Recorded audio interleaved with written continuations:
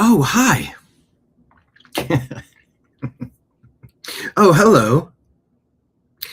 Seems like a camera crew has joined me in the middle of my day mid-sip. I'm so surprised. Oh, hello. That's good coffee. Oh, hi. Thanks for coming in today. Broadcasting to you live from the Orion spiral arm of the Milky Way galaxy, the solar system, planet Earth, North America, the United States of America, somewhere outside of Cleveland, Ohio. My name is Brian Engelman. Today is Wednesday, February 4, 2026, and this right here is called the TNAM Daily Show right here on the New American Media, because the old American media has failed you.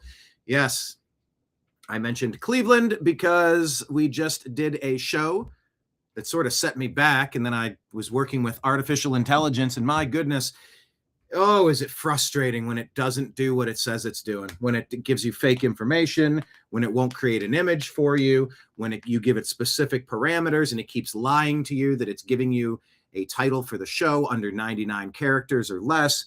Well, I guess 99 characters or less, under 100. And that set me back 10 minutes. I had to keep going back, and 15 minutes probably.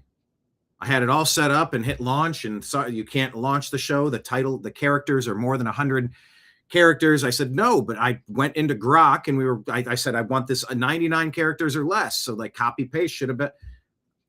Man, welcome to the world of having to be the producer, the engineer. That's the stuff that, if I never had to do all that, I get it. I understand how to do it, kind of. I understand what needs to happen, definitely.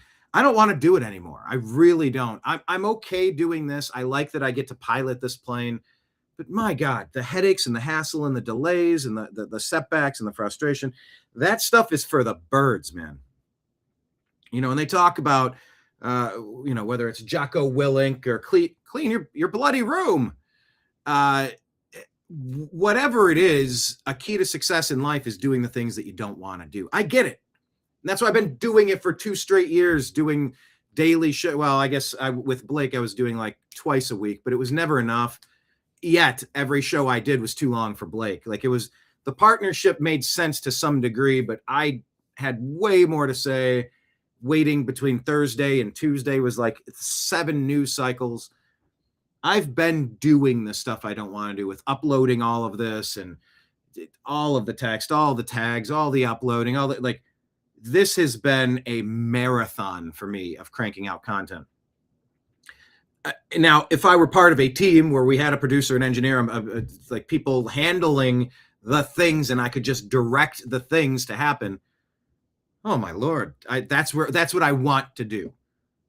I will always keep this open as an option of a way that I can do a show, and I answer to me, and there's a massive value to that. Anyway, that being said, that was part of the delay this morning. The technological glitches. And of course, then it was uploading it to Spotify. Then you got to switch an account. Then you got to copy and paste the titles, copy and paste the text. And one of them has to finish uploading before you can hit enter and then switch the account back to the other. Then you got to go back to Restream. Then you got to copy and paste and do that all over again on Rumble, because I did a sports show. Listen, I tell you this to tell you that we did a sports show.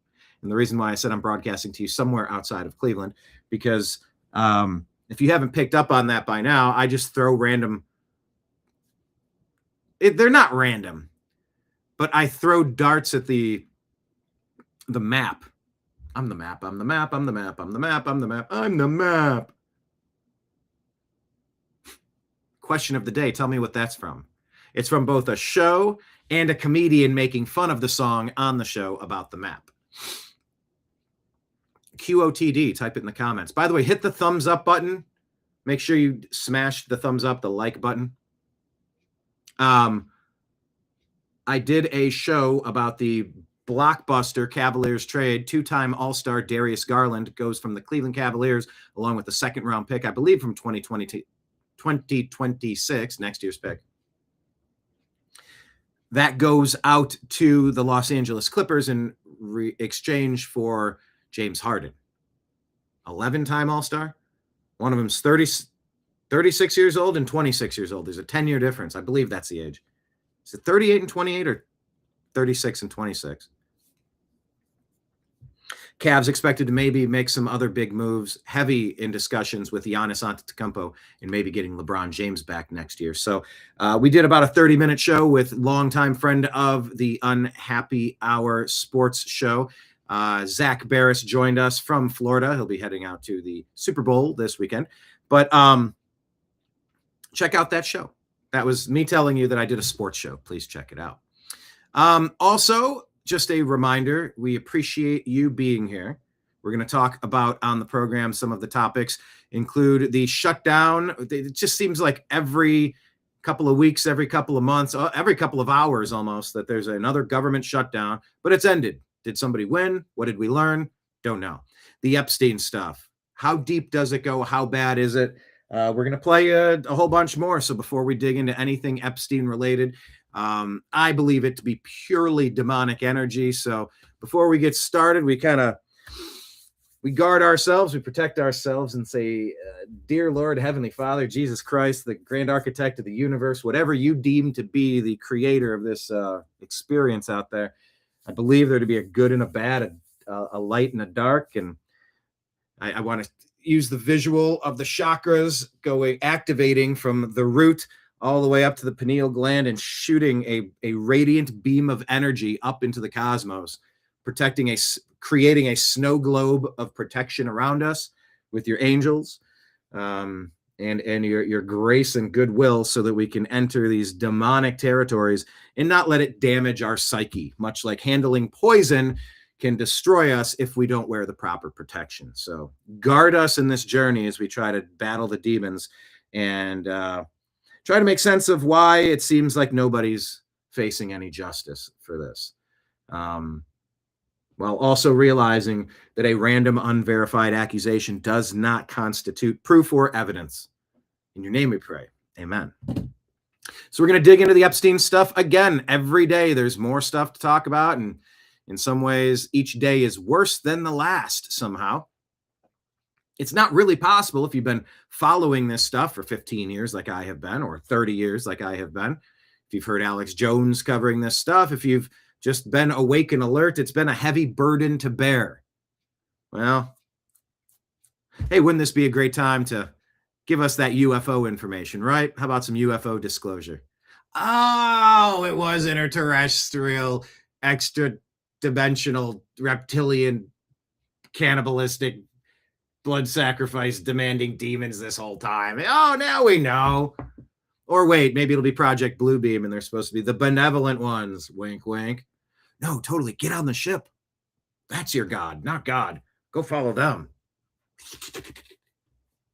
Where are we at? I don't know. Nothing's off the table. It's all crazy. And in fact, I did consider combining. By the way, this is the first time I checked to make sure I wasn't on mute. I've gotten a lot better. Chat, all the regulars here. Once again, my name's Brian, the bartender. I'm here at this bar. We're going to discuss the stories that are on the TVs behind me with the regulars, you sitting at the bar, rather. There was a time a couple months ago when I got the monetization back. I was forgetting to click the monetization thing on YouTube because it makes me do it every time manually, which is really stupid. And I had kept my mute button in the studio off. So like I was either forgetting one or forgetting the other. It didn't happen every day, but it was happening a lot over the course of a couple of weeks there. It was driving me crazy. But knock on wood, before I launch, I've been double checking. All right, make sure the mute is off. Make sure that the monetization is turned on YouTube. Once again, engineer, producer. Bring me an engineer and a producer, a showrunner. Come on. Let me just be the guy focused on the thing. Please let me, I'm ready to just do that. Where is the team? Who do I join? What resources do I get so that I can hire the team to do that for me? Of course, being your friendly barkeep over here, I show up, I clock into work, but I make most of my money on tips. That's just the way how it goes. The way that it goes, that's how it goes. So the reminder of how you can support this program, and a lot of you do. Thank you from the bottom of my heart to everybody who will, shoot a $50 Venmo over, someone who will, sign up for extra accounts to assist us and stuff at the P.O. box that comes through, unknown $100 deposits from PayPal. That's not to say we're meeting the expectations of what we need each month to get by, but that is to say we are showing some growth. All of your assistance, your support, it's absolutely crucial. We couldn't do this without the support of viewers like you, the people who've bought merch, whether that's a mug that says the New American Media on it, whether it's a set of 4 wooden Ohio-made coasters with, sets of 4, or pins. If you want a pin, they're $25. If you want a set of coasters, they're $30. If you want 2 sets of coasters, I'll send them both out for $50, shipping included. Just send me your address on Venmo at Brian Engelman. Your support is crucial. So where I could be using this time to sell you some pillows or some survival food storage or some gold or, here's the trick that your doctors don't want you to know. I swear, some of these advertisements are the dumbest things. I don't really understand who's paying for them, what type of success they have. I don't understand why these companies aren't getting better advertisements. Rumble, I'm talking to you. Yeah, I have considered. Actually, I'll put that on the big board. I'll put it on the big board. Instead of doing an ad read for a handgun company or a comfy zip-up hoodie, I'm just giving you an advertisement to the places you can support this program. It's all at the bottom of the screen. Patreon, you can become a monthly subscriber. Thank you to those who have. It's like $10 a month. Set it and forget it.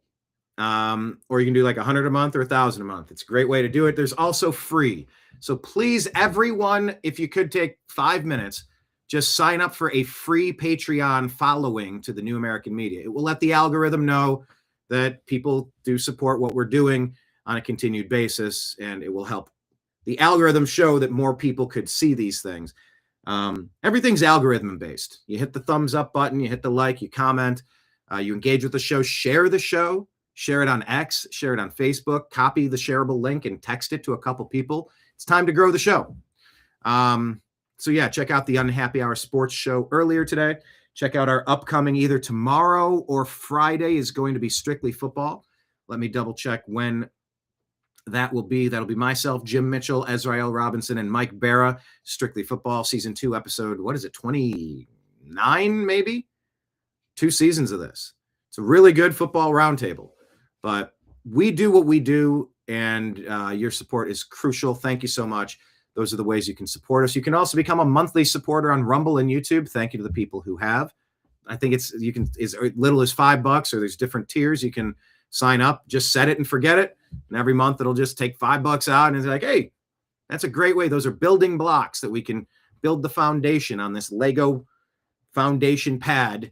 Just every time someone signs up for something reoccurring that we can count on, it's massive to build the foundation of this. Or it digs the basement deeper so that we can have more operating grounds, however you want to think of the construction model. And by the way, speaking of construction model, I'm appreciative that President Trump is building that ballroom in the White House. It's in desperate need of that type of facility at that complex for safety, for security, for just they're renting tents, and everything is so temporary and expensive and sloppy in the rain and the mud. I'm appreciative that President Trump is renovating the Trump Kennedy Center. It's long overdue. It really is money laundering, tens of millions of dollars to donor. It's just, there's so much wasteful theft happening. It's a mess. So when you start to uncover this mess, you're going to be met with a resistance, because there's a lot of people who've been promised things, a lot of people who have gotten really comfortable leeching off of your blood.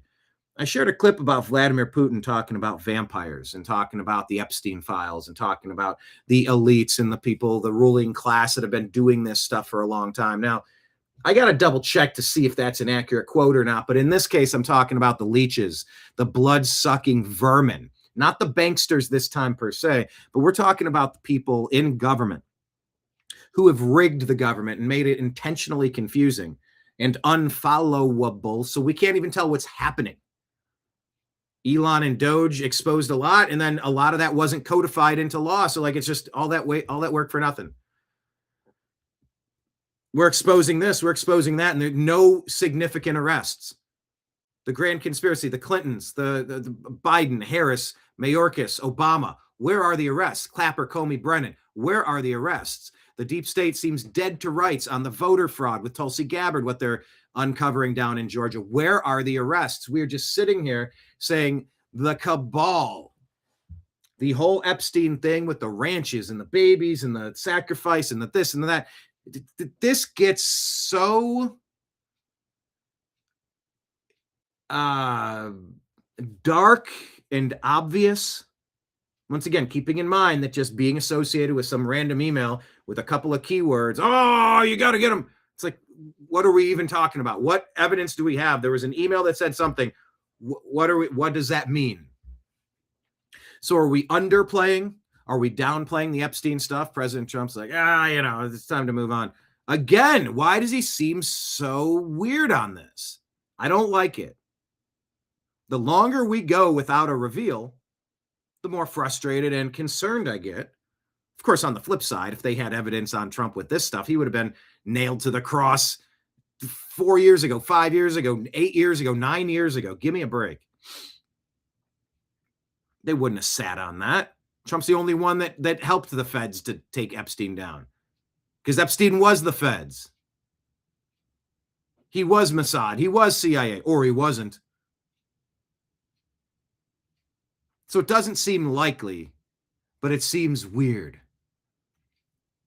And when we hear about the grand conspiracy, and it's super obvious, all the civil rights violating election interference, while they, the deep state, were running election interference, treasonous coups year after year, you say, well, where is the justice? Where are the people in Minneapolis getting arrested? Is there any justice anywhere anymore? And then we got to log in and hear Jeanine Pirro say, if you bring a gun in America, you're going to get arrested, and good luck getting it back. You're like, who the fuck what are you talking about? We have a Second Amendment right to protect ourselves. Period. Shall not be infringed, lady.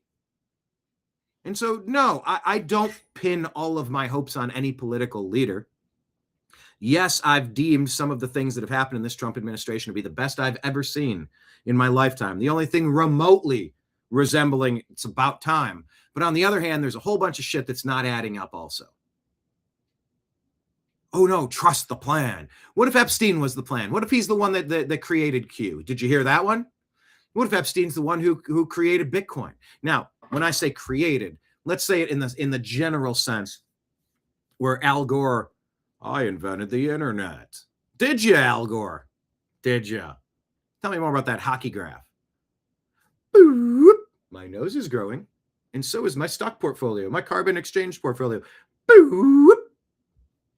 Thanks, Al Gore. Thanks, Obama. Reoccurring joke. If you don't know it, look it up. Thanks, Obama.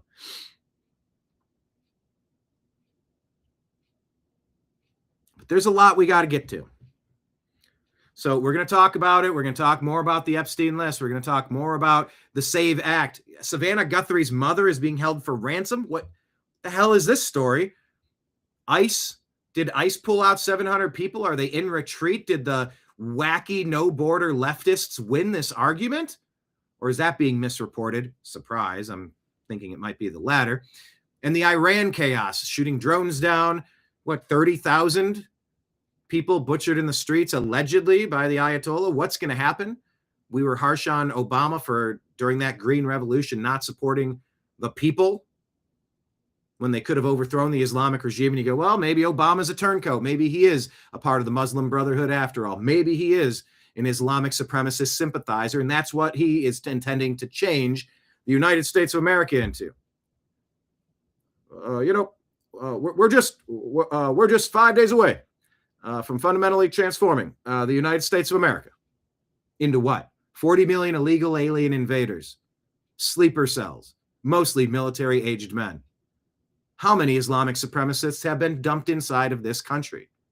How many criminal illegal aliens are here preying on us? Just like Epstein and his crew preyed on everything around them. It's hard to believe we're going to fix this if you don't see arrests. Now, there have been plenty of arrests taking down the sex trafficking. Remember, 300,000 trafficked children, thanks to Joe Biden. Yeah, the third Obama term. That was a marionette puppet if you ever saw one. Puppet strings and all being handled by Barack Hussein Obama and his ilk. No, he's not at the top of the pyramid, but he's been a major player to destroy this nation over the past 20 years. So much of this fake, astroturfed,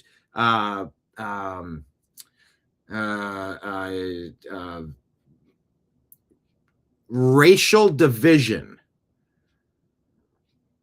using false information, false statistics, false analysis, anything to drive a wedge between Americans and to push some sort of anti-white, anti-Christian, anti-male, anti-Republican, anti-conservative, anti-libertarian agenda to usher in your radical communist, Marxist, New World Order bullshit.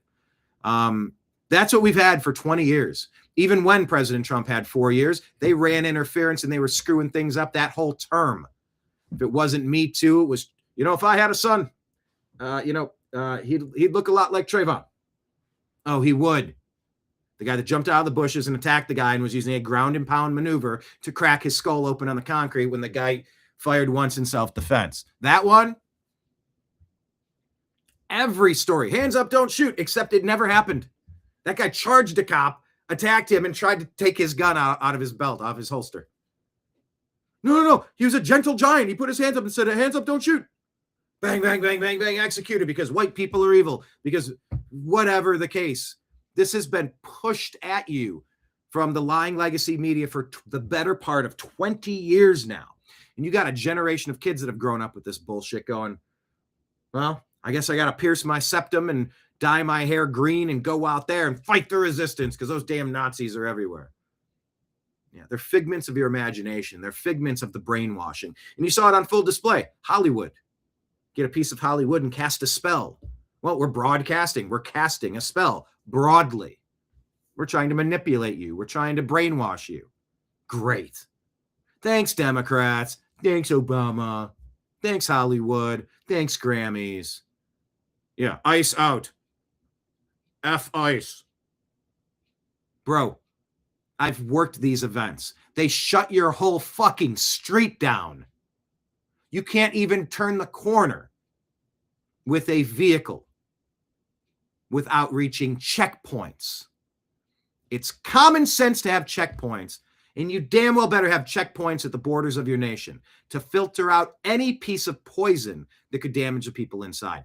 And if you don't give a shit about the people inside of this country, fuck you. I will not be lectured to by somebody who says, yeah, man, just like take the doors off your hinges, let all the heat out. Doesn't matter. Someone else is paying all the bills. Let anyone come into your house. Doesn't matter.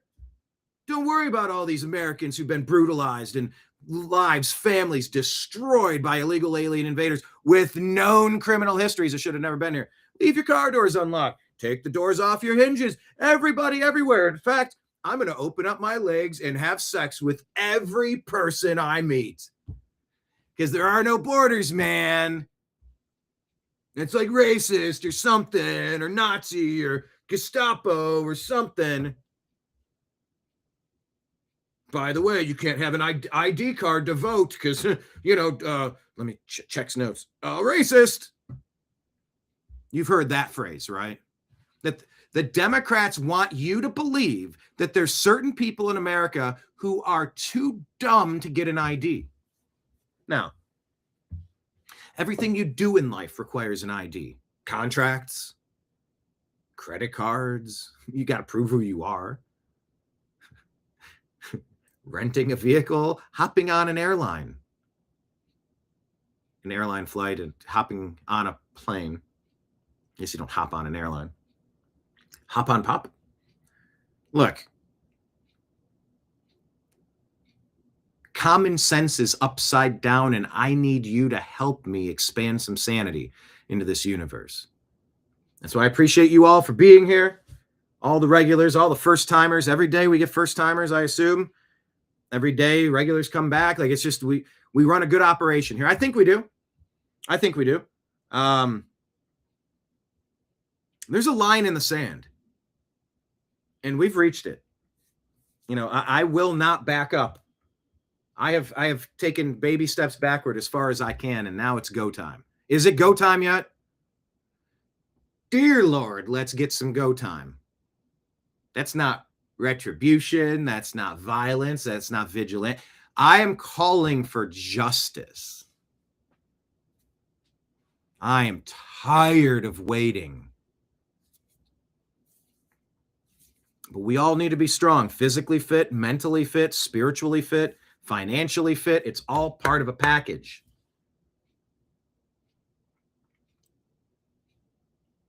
Americans need to defend what we have, or else look what they're doing in Spain. I believe they said they're going to nationalize. They're going to grant citizenship to 500,000 people so that they can vote out the extreme right, the right wing. When they use those slurs, they just mean common sense people who want their communities to stay a common sense community with high expectations and low criminal activity. They want the opposite. So in order to defeat the right, hey, let's bring in 500,000 illegal alien invaders, military-aged men from the Middle East and Africa. That will make Spain a better place, they say. Why do they say that? They say that, the Democrats, the deep state, whatever, the left.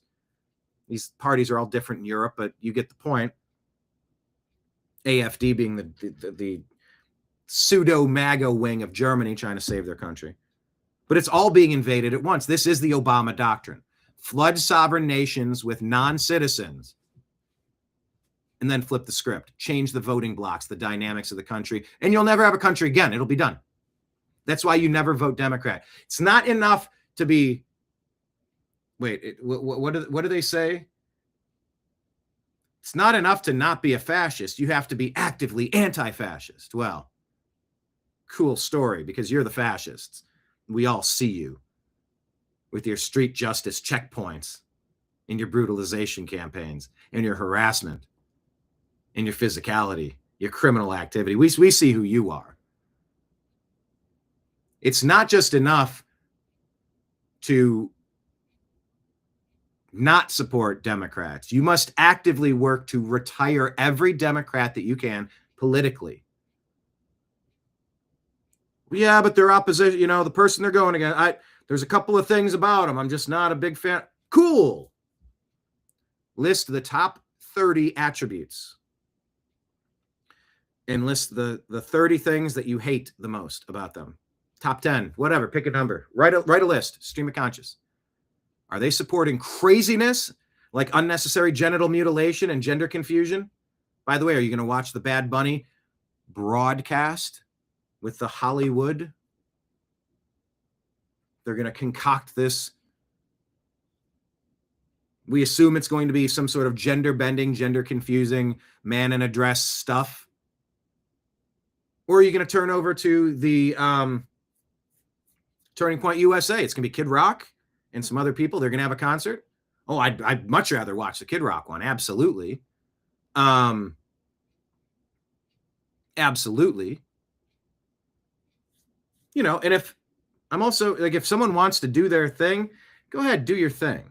I don't particularly care if there are people who want to cross-dress, want to be transvestites, want to embody that aspect of their, I don't really have much of a care.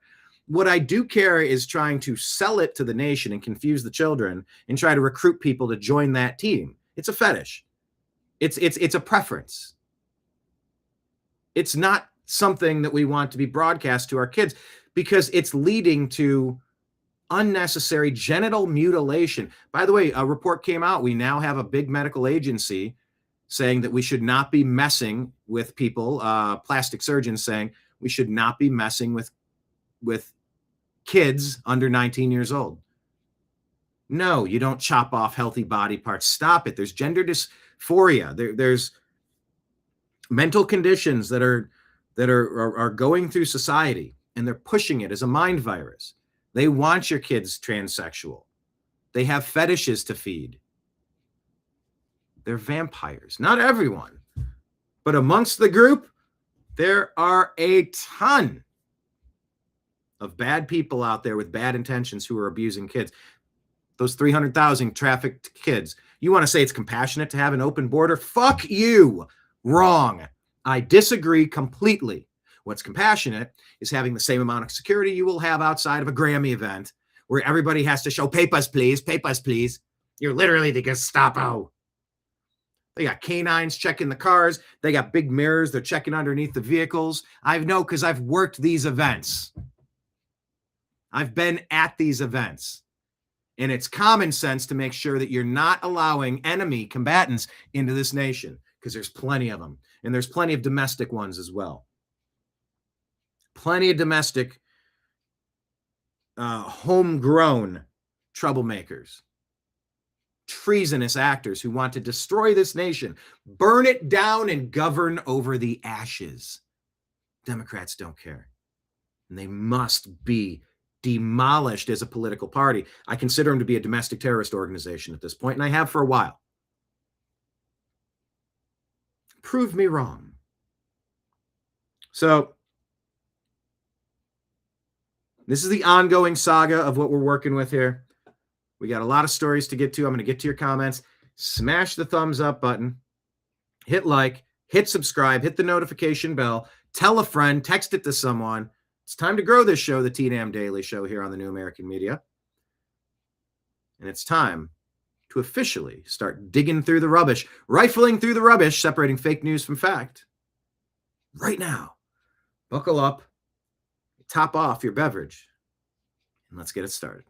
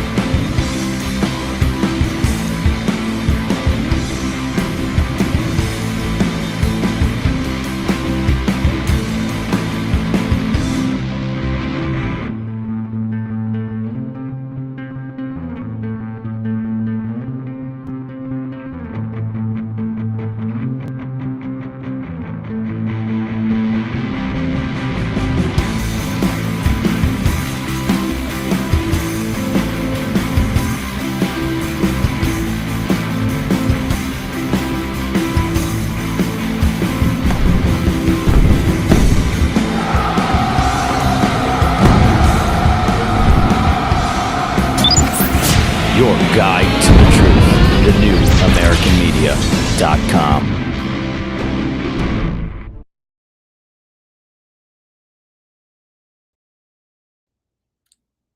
Yeah. Thank you all for being here. Let's get into the comments. Marion, Lake Leon, what's up? Marion beat you to the chat. Yes, it was a strange day today. It wasn't strange. It was just there was another show that I was doing. So thank you for being here. A little later than I intended, but good regardless. Trash Panda Texas in the house. John Brenneman, what's up? What's up? Lake Leon, I can give you 4 thumbs up. Yeah, I mean, look, we're on all these different channels, all these different platforms. Please follow us on all of them. Please, please. Hello, Kenneth. Can he get a what? Oh, my. Can I get a what? I don't think I can sing some of these lyrics. Let me ask. Lyrics to Can I Get a What? To all of my something. I don't think I can say the something, right? Jay-Z? Oh, that's Jay-Z. Can I get a what? Bounce with me. Okay. Oh, that's what this is. Can I get a what? To these chickens from all my doves who don't get love, who don't love those, they get no dough. Can I get a whoop? To these fellas from all my ladies who don't play those, they get no love. Is that really the lyrics? I think there's a Ja Rule part.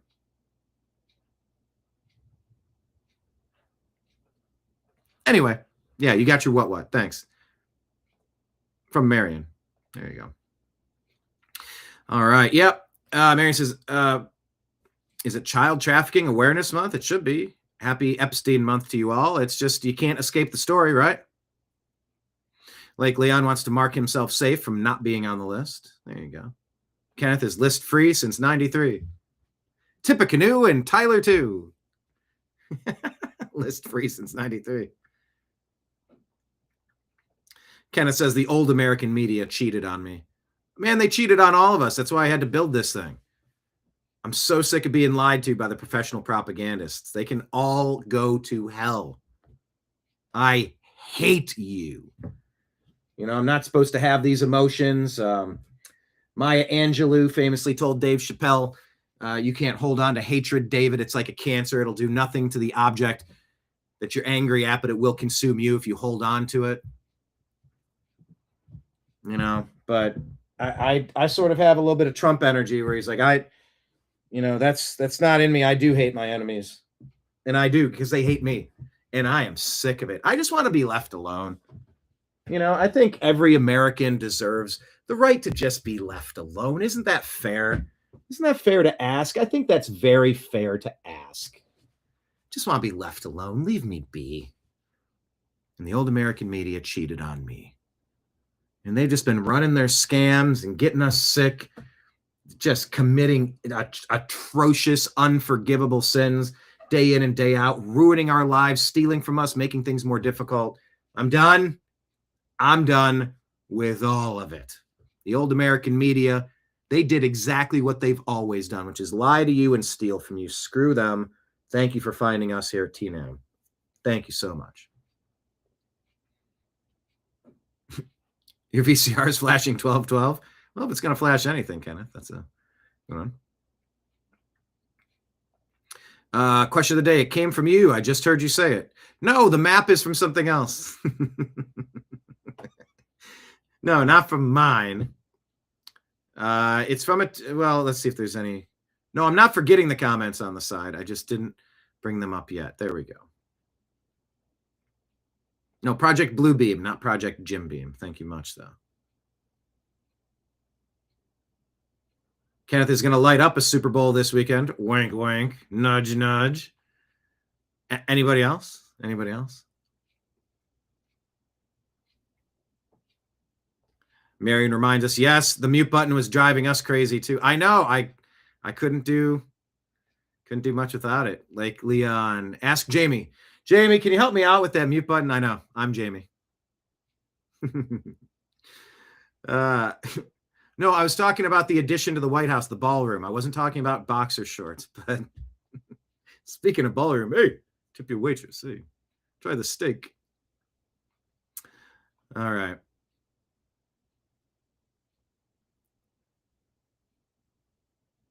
Okay, let's get it going. Let's dive into all the stories. Let's start with our buddy AJ here. Don't play him much on the show. We've had sit downs with AJ. He's in the opening to the show. Anomaly, you might know him as. He breaks down 10 wild Epstein emails, and just like it's important to know the stuff that's been released. A majority of these, a lot of these are unverified, unproven, anonymous tip line stuff. Some of these cases documented allegedly to be from people who are chronic confessors. People will just confess to things that didn't happen. There's mental illness involved. There's all sort. We don't know what we don't know. But just being on a list or having an email that says some stuff, it's not quite proof. But within this big mess, this big pile of garbage, and we're waiting for the videotapes, by the way, because we know they exist and they're lying to us about it. AJ found about 10 of these that you might not see on TV. Let's take a watch. 10. Pretty funny, not gonna lie. Epstein calling Madonna cattle. Epstein to redacted. Of course, they don't want you to see who it was. He said, saw Madonna on the Jew Larry King show talking about Kabbalah. Hollywood's types, especially Gentiles, who take Kabbalah lessons from some rabbi huckster are a funny joke. Larry didn't look amused to be talking Jew religious issues with a cattle. Anyway, with a cattle. This continues a vast trend of calling non-Jews derogatory slurs like goyim. Over and over and over. Because there are people in the Jewish community. Is it everyone? No, nothing's ever everyone, right? Who look down their nose at non-Jews as subhumans, as slaves, as cattle. Now, if you ask Grok, it'll say, no, that's not how the term is used. Yes, it is, as evidenced by this email. Cattle, goyim, cattle, stupid non-Jews. AJ's big into this topic. It is so toxic, anything Jew related. Also, I think Anomaly has faced some pushback, and a lot of people have, whether it's Tucker Carlson, Candace Owens, Anomaly, Thomas Massey, Marjorie Taylor Greene, anybody that speaks up about perhaps too much influence by the state of Israel, or as John B. Wells would say, the state of isn't real. You sort of get marked, you sort of get targeted, they sort of come after you, whoever they are. But all peppered through these Epstein lists, goyim, used as a slur. And you know what? What I've been told, I grew up on,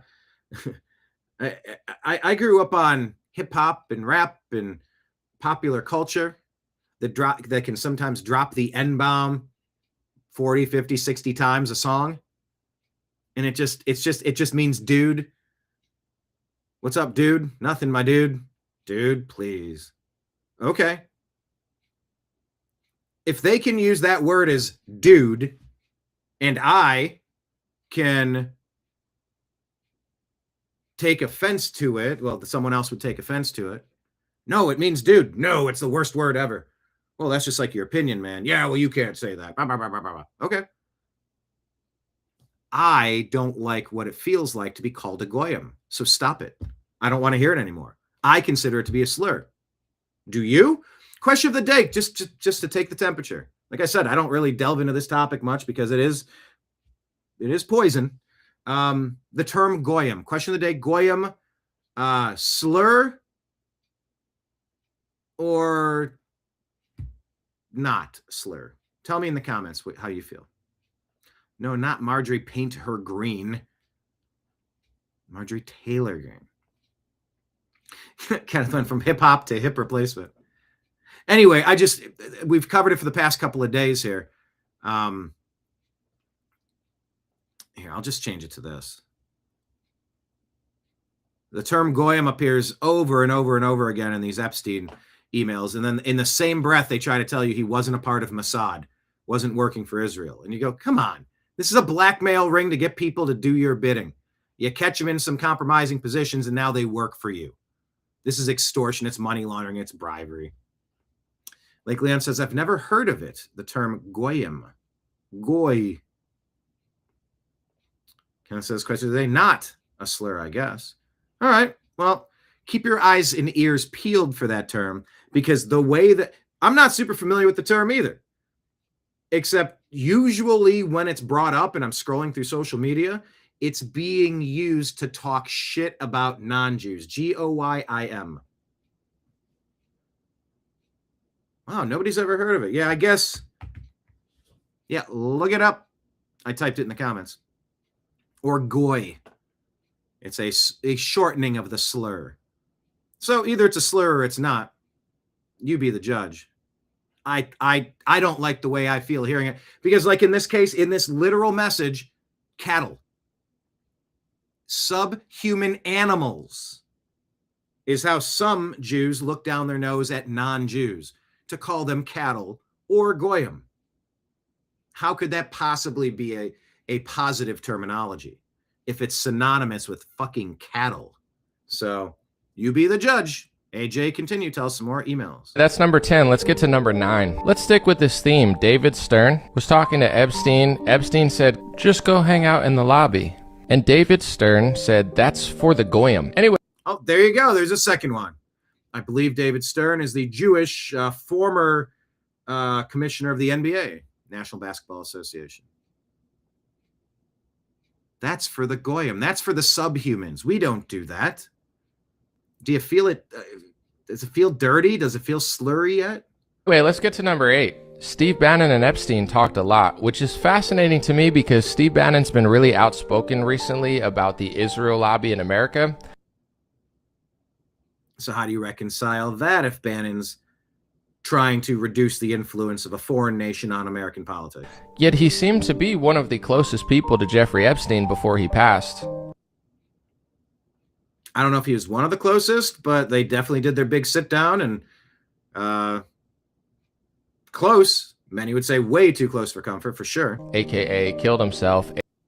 Or AKA, like you're saying, he passed away, or he offed himself, or he's not dead. Come on, we know that. I know it's got the music. I'm hearing it. I know I can't get the if I put your comments up, I can't see the screen. I'm trying to do both of these. If I play the clip, it's got music. It's like everything I'm doing also has a counterpoint. Point, counterpoint. I flip a coin. It can't be heads and tails at the same time. I'm doing the best I can. I know. I do not want to get a copyright for stupid piano music in the background. I just want to hear Anomaly talk. But yeah, Bannon was pretty close with Epstein before he passed, or he killed himself, or he snuck out. AKA, did that really happen? AKA, is he even really dead? Yeah. But it seemed like Steve Bannon was trying to rehab Jeffrey Epstein's image, which is wild. And this one was interesting to me. So why would you try to rehab Epstein's image? And why is it that President Trump still seems so dismissive of dropping the hammer and moving on from Epstein? Did they just cleanse his involvement? And I just find it very hard to believe, nearly impossible to believe. I'll leave a sliver of that pie chart. But if they had stuff on Trump, they would have used it by now. They invented 30 fake things. They did civil rights violating, treasonous shit that they need to be in jail for life over, including the 2020 charade. No indictments. And yeah, let's just move on from Epstein. You go, what the hell is going on? There is no justice in this country, and it's frustrating people. Anyway, but why would Bannon want to rehab Epstein's image? Epstein said, tariff wrestling, Ji Kim judo. Steve Bannon said, all roads lead to Beijing. Epstein said, or Tel Aviv, wink. I'm back in New York tomorrow afternoon till Saturday morning, you. Lots more where it came from Bannon and Epstein. I'm fascinated to hear what Steve Bannon has to say about all this. All right, number 7. I have Bannon in the stack today.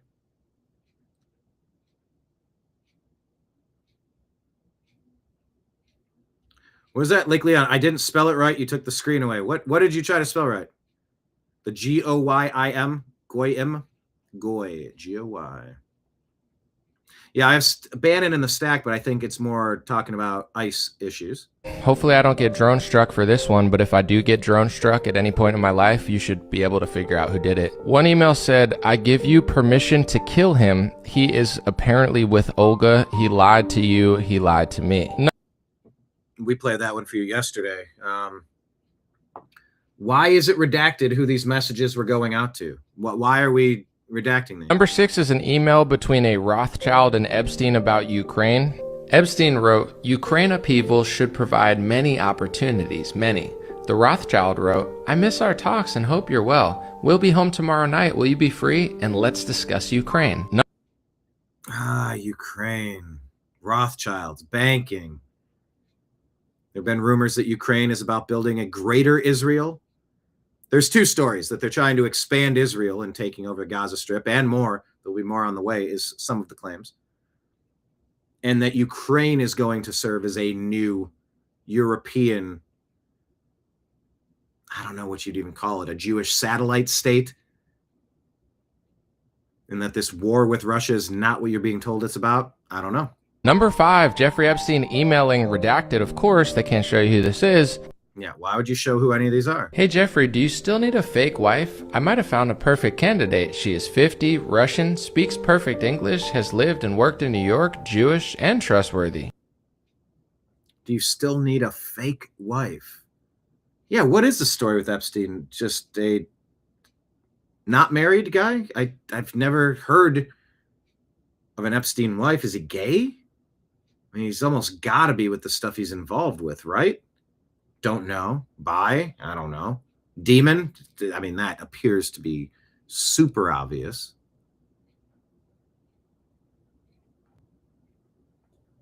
Fake wife. She's looking for a job. Should I propose it to her? Let's move on to number 4. Interesting. Epstein to the journalist or book writer Wolf. Oh, yeah, Michael Wolff. Absolute deep state hack. He's been on a Trump hatchet job for however many years now. Said that the original funder of the dossier was Rubio. Marco Rubio was the original funder of the dossier, the Steele dossier that we all thought Perkins Coie, Hillary Clinton, the DNC. Christopher Steele, that dossier was funded by Marco Rubio, but they blamed it on Hillary. Once again, just because something's written in an email doesn't make it true. Doesn't mean we have enough evidence to firmly comprehend any of this stuff, which is why the more I dig into it, the less I feel like digging into it. Obviously, it's super dark subject matter with ritualistic sacrifice and torture and just really Indiana Jones Temple of Doom shit. Like, it's just bad. It's bad. But also, just because something's clacked out on an email to somebody redacted doesn't mean we have evidence, and it doesn't make it accurate. It feels very tabloidy. And to some degree, I can sort of understand now, having to cover this for the past week, why they wouldn't want to release, air quote, the Epstein files if this is what that refers to. Because what we're getting is a whole lot of, stories track. The Bill Gates thing, that accusation, it tracks.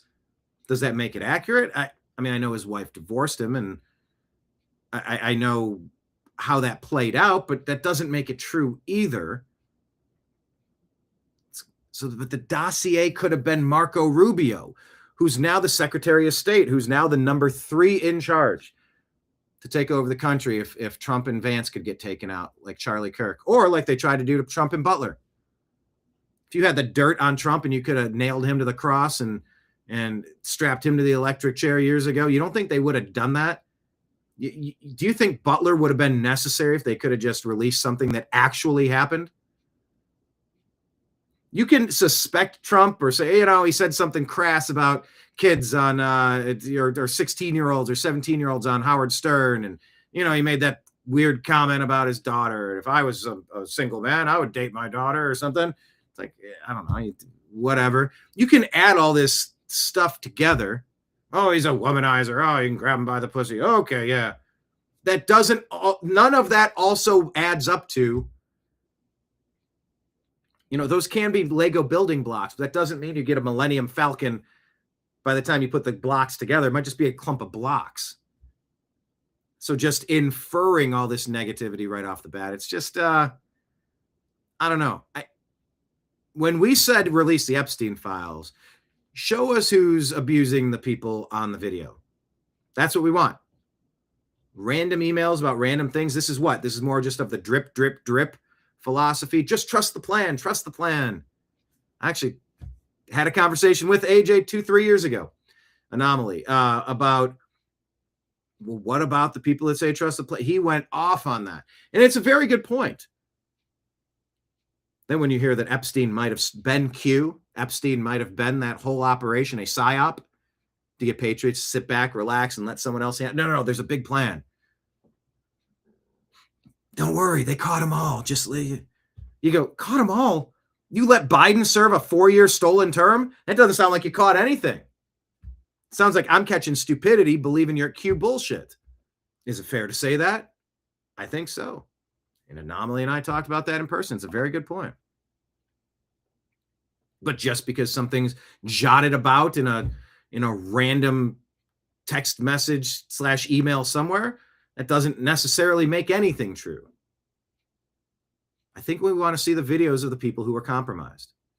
And it's weird how they waited just long enough to the point where AI is almost so convincing we could watch it with our eyes and almost not believe it too. How convenient. Anomaly continues. Number 3, an email about giving ISIS a pass. Giving ISIS a pass. Well, I mean, we sort of know that's what was happening. under Barry Obama. That's for damn sure. Those are the people that, yeah, we're funding the moderate rebels. Oh, are you? You're funding moderate rebels if there's such a thing? Sure you are. Giving ISIS a pass? They created ISIS, the deep state did. Epstein to Tom Pritzker. Turkey gives Nusra a heads up on Iraqi recruits, slaughter. Russia gives Erdogan a heads up on coup. U.S. gives a pass on ISIS to Palmyra. Assad has no support, so will stay. Number 2. And Assad has since been taken out. Epstein to Peter Thiel. He said, as you probably know, I represent the Rothschilds. The banksters. Wow. But my number 1 is Jeffrey Epstein in an email to Roger Schenck. This is the way the Jew make money. We covered this one yesterday. This is the way the Jew make money, to Robert Schenck. Robert Schenck, I think that was his name. Yeah. Oh, I'm sorry, Roger Schenck. And made a fortune in the past 10 years. Selling short the shipping futures, let the Goyim deal in the real world. Let those idiot non-Jews pay the penalties. Let them deal with the real world. We're over here. We're superior. We're God's chosen people. We look down our nose at people that are not us. Screw the Goy. Let them deal with the real world. That was AJ's favorite. Number 10. Second favorite. Pretty funny. Or that was his favorite. Not gonna lie. Epstein calling Okay, I think it reset here. Madonna cattle. Epstein to redacted. Of course, they don't want you to see who it was. All right. So those are 10 of the weirder ones. What do you think about that?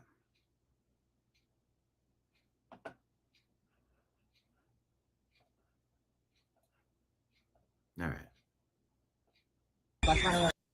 Oh, there's plenty more. I got to keep buzzing through. There's a lot to get to.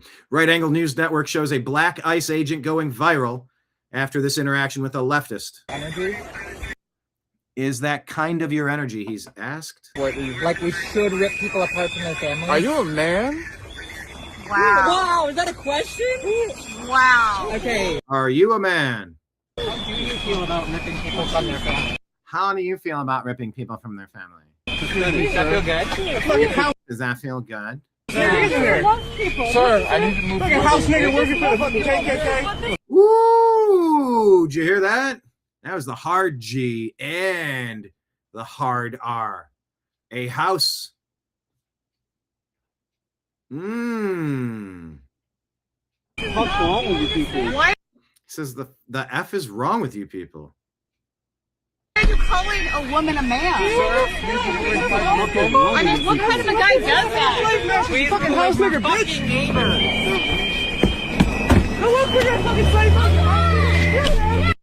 Energy? Yeah, the left really quick to drop the N-word. It's almost like they've always been racist. Because they have been. The normal right, non-leftists, we want people who speak English, believe in the Constitution, the civil liberties, the Bill of Rights protects us with. We want assimilation. We want to not be robbed, not be attacked, assaulted. We want you to elevate our team and become a part of the team. The best and the brightest. This is an academy. You don't just waltz in here. It's not public school. This is a college. There are admission standards. You do not want Islamic supremacists. You don't want Jewish supremacists. You don't want any of those supremacists getting into this country and trying to fundamentally transform what we are. Sharia is not compatible with our Bill of Rights and Constitution.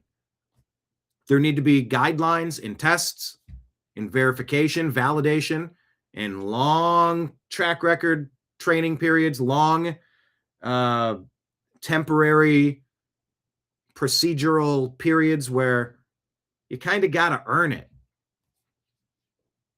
That all being said, to say nobody cares what you look like. It cares what matters is what type of energy, philosophy, and core values you're trying to bring into this country. And we've got every right to have the same amount of security that the Grammys had. Fuck ICE, ICE out. No. Let's do more, actually. All right. Batya Unger Sargon talking about Mayor Mamdani. Abolishes homeless encampments, sweeps. 16 people dead on the streets now. So much of what make leftists feel morally superior creates unbelievable amounts of suffering. Remember when I said it is not virtuous to open up the border so 300,000 kids can be sex trafficked, put into bondage in literal human slavery today, sweatshops and worse? No. Having a bouncer at the door is the moral high ground. And fuck you if you're going to try to tell me otherwise. I couldn't disagree any more with any of that nonsense. I'm not going to tolerate it anymore. Lifting the razor wires so tens of millions of unvetted people from parts unknown, military-aged men that could be part of sleeper cells to destroy us from the inside out, flooding through the country, not to mention all of the unaccompanied minors, so that they could be anchor babies, they could be chain migration magnets. How many of those kids were abused, brutalized, and eliminated along that path? And how many are living in a literal hell right now because you motherfuckers opened up the goddamn gates of this country? So yeah, there is a moral high ground here, and the left does not have it. The deep state Democrats, the left, whatever you want to call them, they constantly push these pity parties. They constantly push these, my feelings, and it's not humane, and it's nice. No, what's nice is orderliness. What's nice is common sense and decency. And if you let anything go, anything will go. Batya Ungar-Sargon addresses this on News Nation. Batya, there are mountains of garbage, some of them 8 feet high, and this is all more than a week after the snow fell. I don't care about any of that, Liz. I care about the fact that 16 people are dead. Yep. 16 human beings are dead because this. Allowing homeless people to be mentally ill, drug addicted, scraggling on the streets, wasting away, that is inhumane. You want to get high and go back to your apartment? You want to get high and not bother anyone? You want to get drunk and not drive your car and crash head on into a group of...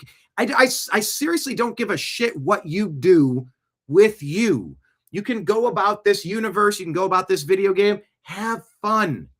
Do whatever it is you feel like doing if it's not harming somebody else. But there are people struggling that desperately need help. If they cannot take care of themselves, they need to be brought into a care facility, whether it's a mental health facility, whether it's a homeless clinic, whether it's a drug rehab. Leaving the degenerates and the junkies out on the streets is not humane. It's not safe for us, the normals, and it's not safe for the chemically addicted, the mentally ill, the thieving vagabonds and infiltrators who are preying on the rest of society, leeching and destroying the rest of society. Trash, graffiti, theft, assaults, worse. Ugh. Mom Donnie comes, yeah, let's just leave them all out there. Leave them all out there. Leave all the cattle out there. This nincompoop decided to allow them to keep living on the streets when the temperatures dropped to sub-zero. So much of what passes for progressive compassion, the stuff that makes them feel morally superior to the rest of us, actually incentivizes and creates unbelievable amounts of cruelty and suffering, whether it's abolish ICE, the open border where women are getting raped crossing the Darien Gap, children are being trafficked into this country, whether it's defund the police, siding with criminals, all of this stuff that makes them feel holier than thou. It creates unbelievable amounts of cruelty. And I'm just so glad that he did a 180, that he recognized how wrong this is. And I hope that that means that they will actually start sweeping the homeless encampments, not just when it's freezing, but in general. Okay, Batya, there are... Don't just wait until it's freezing. Do it now.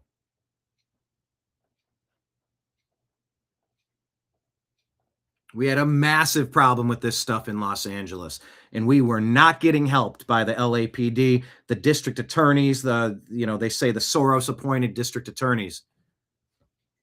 Man, oh man, did they not care for our neighborhoods, and they just bent over backwards to make sure that their criminal element, their constant criminal thugs, their brown shirts, their junkies, their miscreants, their dirtbags, let them run free to vandalize, steal, put a woman in the hospital within an inch of her life. The senior lead officer told me it was the most disturbing thing he's ever seen in 25 years on the force.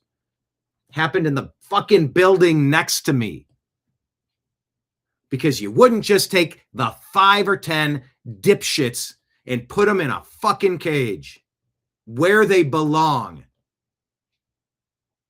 6 people causing 98% of every problem in that community. And we got no fucking help from the left. None from the Democrats. It doesn't take a lot to give a shit. It does not take a lot. It does not take a lot to level our society up. No, it doesn't. But it does have to start with removing the Democrats from positions of power. Not an endorsement of the Republican Party. However, vote against the worst thing first, then try to level the Republican Party up. Then start retiring some of those fools, because there's plenty of those fools there.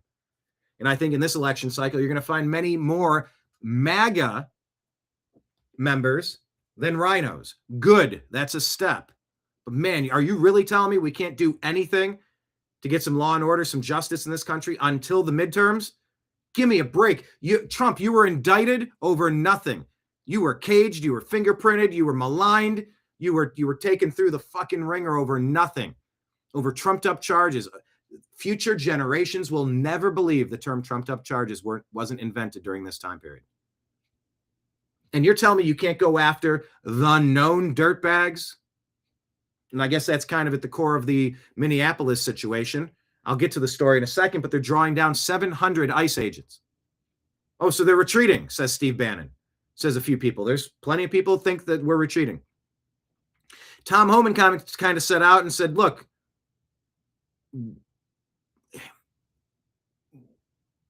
the terms under which we are removing 700 troops is, and he lays it out. Everybody on an ICE detainer that gets arrested is coming with us immediately. You're not dumping any of these people back out on the streets. Are you insane, man? Are you insane? It also says we're going to keep them out if you don't keep putting hits out on us. Essentially saying your rhetoric, he goes, these are American heroes, and we're not going to leave if you're going to continue calling them Nazis and Gestapo and trying to encourage your dopey followers to put themselves in positions where they could end up losing their lives unnecessarily. Both of those two violent dopes. Well, she wasn't violent. She hit the dude with her car while she was turned the other way. Then she's a shitty driver who did it pseudo accidentally, thinking she's playing a video game when she's not. Drive, baby, drive. No, baby, no. But she was filming it to make a snuff film, like she's on the goddamn Jeffrey Epstein client list. That's what the Democrats are pushing. And I heard Tom Homan say, if you're going to stop that, we'll pull the troops out.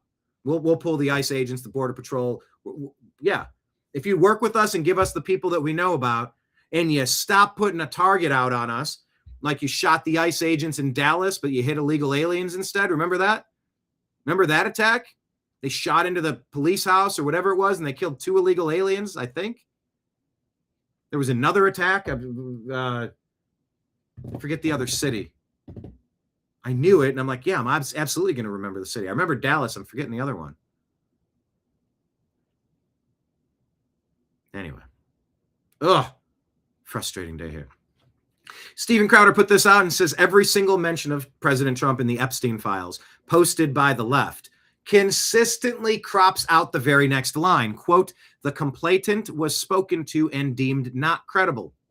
This is a perfect example of what deceptive editing looks like. Scott Adams called that a Rupar, named after Aaron Rupar, the most disingenuous liar of the leftist media. Literally clips out the part. And I'm not talking about Nazis or neo-Nazis or white supremacists. I condemn them completely. But there are a lot of fine people out there in Charlottesville saying, keep the statue. Others said take the statue down. A lot of fine people on both sides of that argument. They would crop that out and say Trump calls Nazis fine people. Those fucking assholes. And of course, that expands directly to Barack Hussein Obama, who was still repeating the fine people hoax the week of the Kamala Harris sham election. Sham because nobody voted for her. People would have picked RFK, Bernie Sanders, or somebody else. She was selected because she's controllable. There's your shadow government right there. Obama was out there. Biden was out there repeating that fine people hoax. That whole election cycle, fuck both of them. They know what they're doing. And they are causing brain damage to the people that listen to them and consume that shit because it's poison. It is poisoning the brains of Americans, and we've got to stop this. Got to stop it. This deceptive editing, well, we talk about it on this show. Something that people left out when circulating these allegations, they actually cropped this part that immediately followed the accusations. It said complainant was spoken to and deemed not credible. Additional research showed 3 separate incidents involving police which requested mandatory psychiatric evaluation. You know, there are people out there, and the police refer to them as serial confessors. There are people who get a thrill out of confessing to things like they didn't do.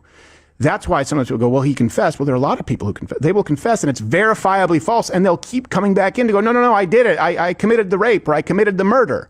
Like, this is something that people need to understand. And there are people out there who make false accusations all the time. For more proof, see Me Too. This is an anonymous source that was deemed not credible, and there was a record of multiple requests from police for psychiatric evaluations. If someone right now who hates you just said, you know what, I'm going to go to the authorities and say that you raped a minor, and the police say, oh, well, this person's absolutely something that people left out when circulating these allegations. Please, Instagram. This having to click a second button because everything has to be 60 seconds or less. Just connect these thoughts. Don't make me have to do this. Like the user experience on this should have been fixed a long time ago. It's a very lousy way to consume content. I like some of the components of Instagram, which is why I populate the show. I preset the stuff we're going to talk about the whole day in advance for 24 hours as we find interesting stories. We put them here. But come on. Why do I have to click this? Why do you have to start the conversation a second time? Absolutely insane. But here's the second part of it. And you have an alibi where they can go, here he is on security camera footage at that exact time, not even in the state. Do you think it would be fair 5, 10, 15 years from now for that to be a matter of record? And people say, well, why not this? Why didn't he ever address this? Right. Absolutely insane. And you have an alibi where they can go, here he is on security camera footage at that exact time, not even in the state. Do you think it would be fair 5, 10, 15 years from now for that to be a matter of record? And people say, well, why not this? Why didn't he ever address this? Right. Yeah. All right. That's the part of the Epstein files that I'm not a fan of. There's a whole lot of innuendo and rando. It's hard to make sense of. Payroll manager. What's this? Okay, so Retro Coast says breaking. HUD orders citizenship verification for all tenants receiving Section 8 housing. Is that true? Let me ask. Does HUD now require citizenship for housing? Is this a new policy?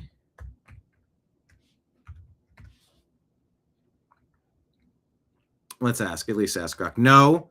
It does not now strictly require U.S. citizenship for all federal housing assistance. Eligibility remains limited to U.S. citizens and non-citizens with eligible immigration status, such as a permanent resident, a refugee, an asylee. Well, that's way too much. Because what they're doing is they're importing the third world. They're importing people making very little money.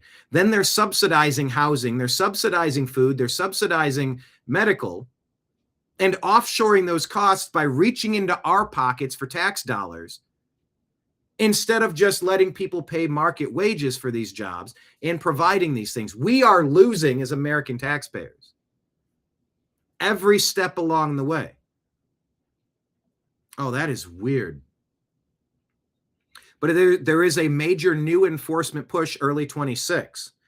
Existing law of HUD, Act of 1980, long prohibited HUD from providing financial assistance to ineligible non-citizens in programs like public housing. Section 8, choice vouchers, other HUD-assisted, Owners were already required to verify citizenship or eligible immigration status before admission and prorate assistance for mixed status households. New in 2026 is that HUD has ramped up enforcement. Does that mean finally enforcing for the first time ever? First time in a long time? Cutting out the rampant waste, fraud, and abuse, the theft?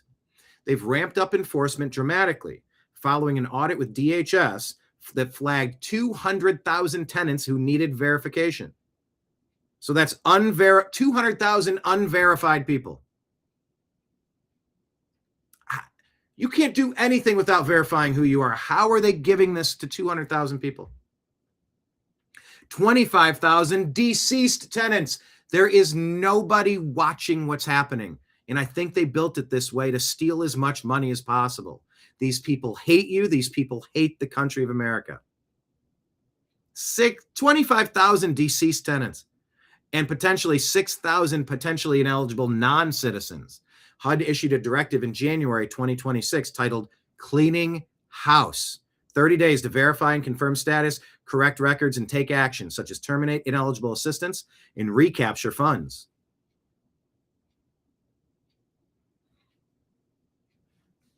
HUD-funded housing owners must immediately review a new EIV Save Tenant Match report that cross-references HUD data with USCIS's Systematic Alien Verification for Entitlements SAVE system.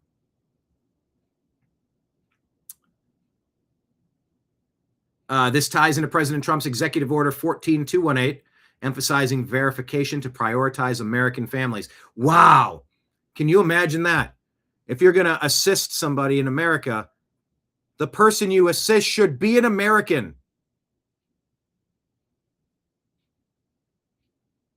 Miraculous says, wow, you are mentally ill. That policy of requiring American assistance going to Americans makes me mentally ill. You're not adding value with your comments with those attacks and insults. You're on timeout again because you come in here and you type asshole shit into the comments. You want to come in here and provide something of value? Please leave the comments. Wow, you are mentally ill.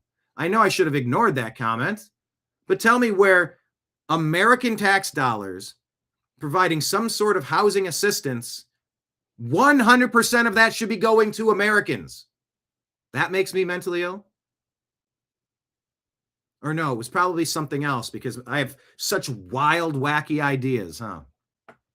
Retro Coast says, breaking, HUD orders citizenship verification for all tenants receiving Section 8 housing. Payroll manager says, LMAO, the last year, all I've seen is people beginning to do things that I thought would have obviously been required the whole time.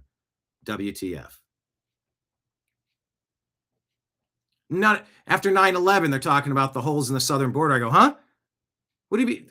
There's not you don't, like the door of a nightclub. You don't have to check in. There's like, you don't just like, I go to Canada. I got to stop. I go through the checkpoints. You tell me it's just wide open? Come on. That's stuff that should have been happening the whole time, isn't it? Leading report, breaking. House has passed a bill to ban non-citizens from acquiring federal business loans. CMIS says, every day since Trump got elected, there's another headline like illegal aliens banned from accessing nuclear codes or MS-13 loses diplomatic immunity. And you're like, wait, they're allowed to do what? That's a little tongue-in-cheek, but it feels the same. Seamus says, headline, Trump bans illegal aliens from captaining aircraft carriers. Normal people. Wait, we were letting illegal aliens captain aircraft carriers? We were letting them what? Liberal. First, they came for the immigrants, and I said nothing. Give me a break. Oilfield rando. Wait, hold on. Let me do this in backwards. Mark Wayne Mullen, who has rankled the ire of John for sure in the comments. You mentioned it yesterday. On the HHS government refugee resettlement amendment vote on Friday night, this is a Trump budget request to prevent kids from being trafficked. Oilfield rando goes, oh, I see. To prevent the trafficking of children, we have to keep funding the following for non-citizens? Free housing, free food, free medical care, including mental health services, micro enterprise development grants, 100% matching deposits to refugee saving accounts? No, that math doesn't math. Endeavor to Preserve says 100% matching grants to saving accounts. What? Oilfield rando says yes. Fun fact. HHS pays NGOs to set up bank accounts for foreigners and make dollar for dollar matching deposits to them. It's called the Individual Development Accounts Program. This does not feel like we're living in a serious universe anymore. Evil Texans. So they use refugee resettlement program, spend $100,000 on each one they bring here, and then they give them a dollar for dollar match when they get here. Why am I paying my taxes? That's happening. Tell me why I'm paying my taxes. What's this? Stardust. From the 2023 findings, which is the last year an annual report was available, this is astonishing. If I'm reading this correctly, a third of them owned a home after 4 years in the U.S. How does that happen? Refugee home ownership increased with time in the U.S. Just 7% of refugees arrived in fiscal year 22, but 31% of refugees who arrived between 18 and 19 reported owning their own home. How are illegal aliens stealing our homes? Ask anyone right now between 18 and 40. How easy is it for you to own a home? You'll own nothing and like it. 40 million illegal alien invaders taking up your homes. 30%, what is it? 30? A third. Owning homes that Americans should be living in. And then you got to rent, and never build any equity. Screw that. Screw the banksters.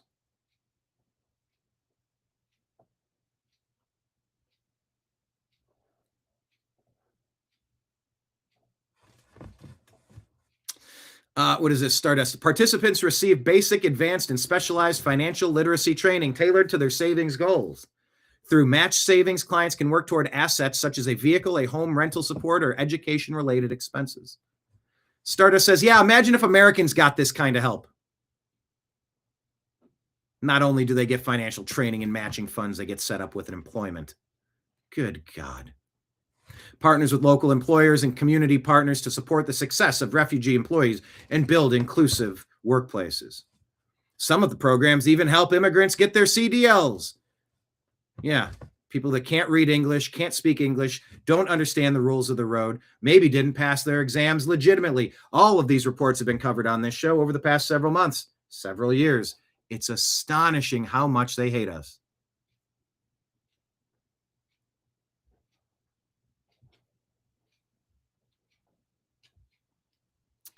And the GOP just funded all of this for another $5 billion. There's a list of NGOs involved with the Children's and Families Resource. Isn't that great? Americans get nothing, but foreigners get to be resettled at our expense into our neighborhoods, have organizations that set up and double their bank accounts. Is this right?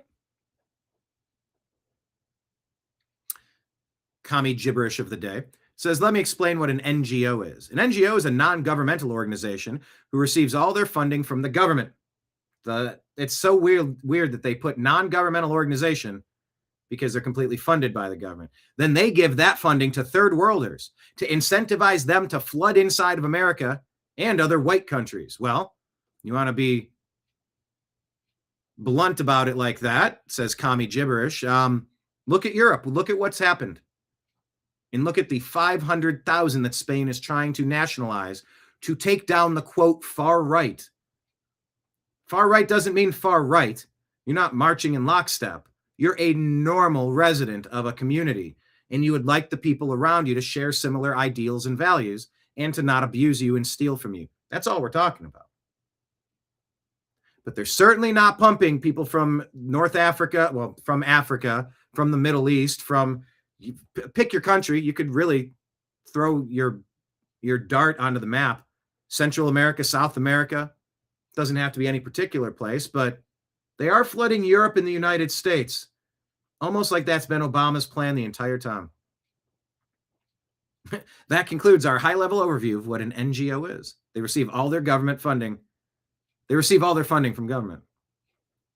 In the U.S., major refugee resettlement agencies and service providers receive substantial funding from federal programs, but then they have the gall to call them NGOs.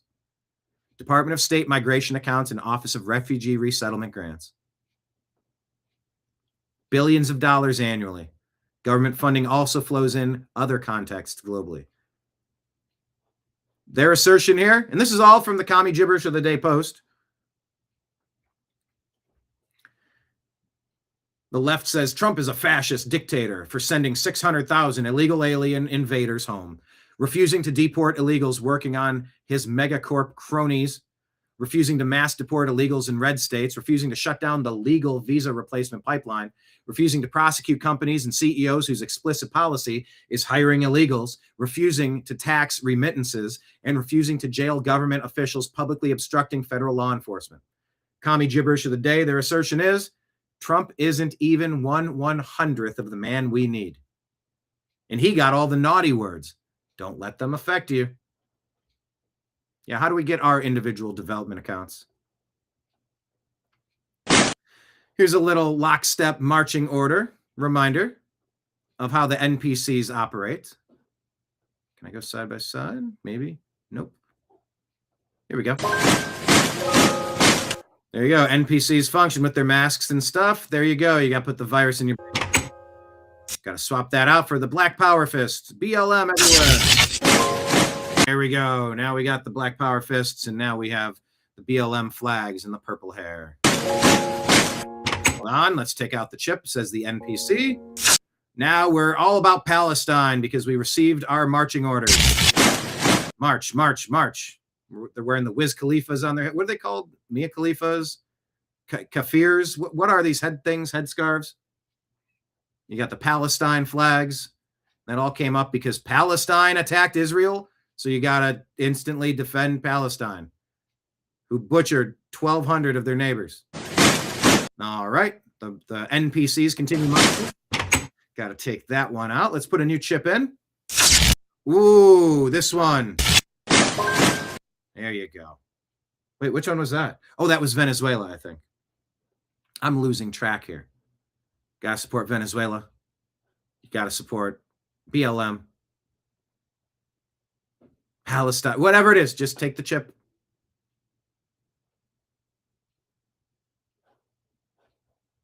All right, let's keep it going. Oh, so this was trending yesterday. Did you see this? I don't have the context. High schoolers attack a MAGA teacher during a walkout?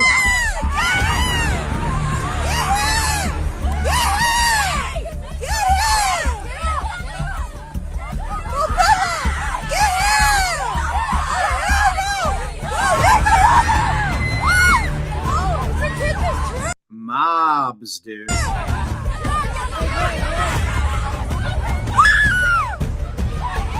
I don't know the context of this. During a student-led walkout against ICE, for some reason, Hayes Consolidated Independent School District, Hayes CISD, near Austin. Group of high school students, likely from Johnson High, Hayes High, Lehman High, getting into a physical altercation with a 45-year-old man named Chad Michael Watts from Kyle, Texas. He was wearing a red MAGA hat, Make America Great Again, and driving a pickup truck. He stopped near the protesting students, got into a verbal argument. Some accounts say he yelled at them or made remarks, which you can do. Then allegedly exited his vehicle, physically assaulted a teenage girl, throwing her down and striking her. Well, other students intervened to pull him off her. Many clips are claiming the man was a MAGA teacher attacked unprovoked by students. However, police and multiple sources, like Brian Glenn, clarified he was not a teacher or a school employee. He was a resident counter protester who drove up to the scene. Okay, hang on. Let me TLDR me a explanation of this that will fit in the allowable characters of Instagram so I can post this. Because they're sharing this story. Hold on. HUD cracks. No. I need the short answer to what this video is so I can post and educate on Instagram. It was way too much and it would have been cut off. Okay, 200 characters. Viral Texas video, adult man, MAGA hack confronts anti-ICE student protesters, assaults teen girl, students defend and push him back, not a teacher, arrested for assault, and was the primary aggressor per police. Maybe that's what Big Things, the Nick backup account says, you were mentally ill though. Guy was right. You can't see it. LOL, many of us can. Awesome. Yeah, because I'm the guy trying to sift through the rubbish of the day, and I'm trying to educate people on what's really happening. You want to come in here and call us mentally ill? You guys are a special breed.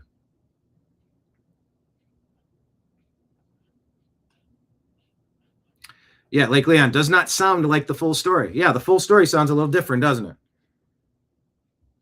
And every day we got to sift through this and try to figure out what we're watching.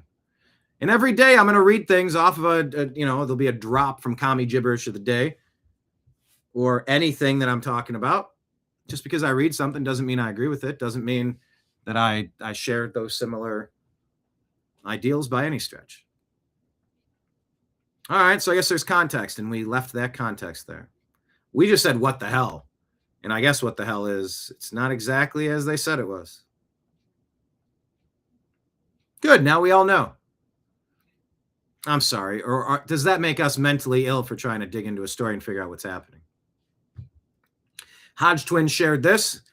Joe Rogan, quote, allegedly, shared by the conservative twins, the Hodge twins. I don't know if this is accurate, and we can't trust every quote, but they are purporting this to be. Joe Rogan saying, Alex Jones was the guy who told me, and I believe I've watched this clip. Alex Jones was the guy who told me about Epstein Island more than a decade ago, and I thought it was the craziest thing I'd ever heard. Yeah, I remember Blake Wally told me about it. I'm like, what are you talking about? Turns out they're pretty spot on, huh?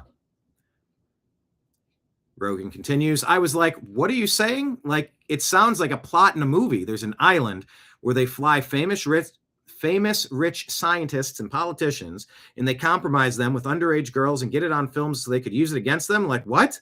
That sounds like horseshit, but it turns out it was true. Makes you wonder what else Alex Jones was right about. I don't agree with this statement, but I will ask people, how many people think Alex Jones was right about everything? We're going to find out. I've been watching this guy lately, Asman page. What's his name? Asman fan page. What's his name? Something. Asman Gold. Is Asman a first name? I've never heard that. It's a little bit like a chipmunk, this guy. This feller. He has similar, kind of reminds me of Styx Hexenhammer a little bit. Just the chipmunkiness. Kind of. Anyway, that's just to say I'm unfamiliar with this dude. I'm not trying to make fun of him per se. Here, let's go side by side. There we go. This is from Jeffrey Epstein. Hold on. Let me. Oh, okay. This is from Jeffrey Epstein. This is not me saying it. It's not Nick Fuentes saying it. It's not Sneeko. It's not Hassan. It's Jeffrey Epstein saying it. This is the way the Jew make money and made a fortune in the past 10 years, selling short the shipping futures. Let the Goyim deal in the real world. Oh my fucking God. Bro, every stereotype confirmed overnight. Holy fuck. This is from Jeffrey Epstein. There are a lot of people wigging out about this because there have been many people concerned about undue influence from Israel.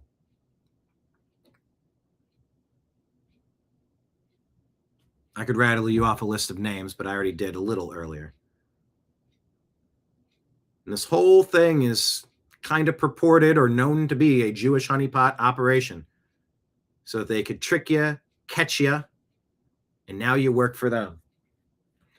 I mean, when you got Bill Clinton eyeballs deep in muddy water, he practically raised the dead, said Maynard James Keenan. Eyeballs deep in muddy water. When you own the president of the United States and you get how many trillions of dollars have been stolen from America and funneled into Israel. You can say stolen. Money meant for American infrastructure and to help Americans being given to a foreign power. Are we Israel's second state? Is Israel America's 51st state? The level of disdain that all this Goyim talk brings out, the mockery of Christians, non-Jews, Americans, Goyim, it leaves a very sour taste in the mouth of a lot of people.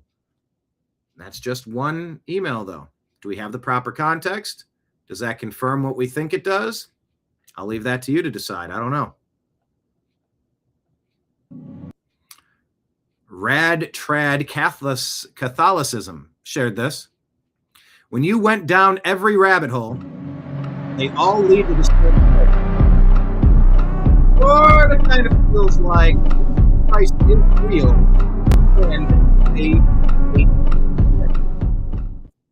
Anybody else get that vibe?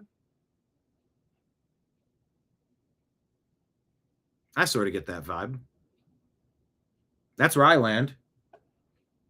Lake Leon says, Alex Jones is a loudmouth, but he has been spot on a good percentage of the time.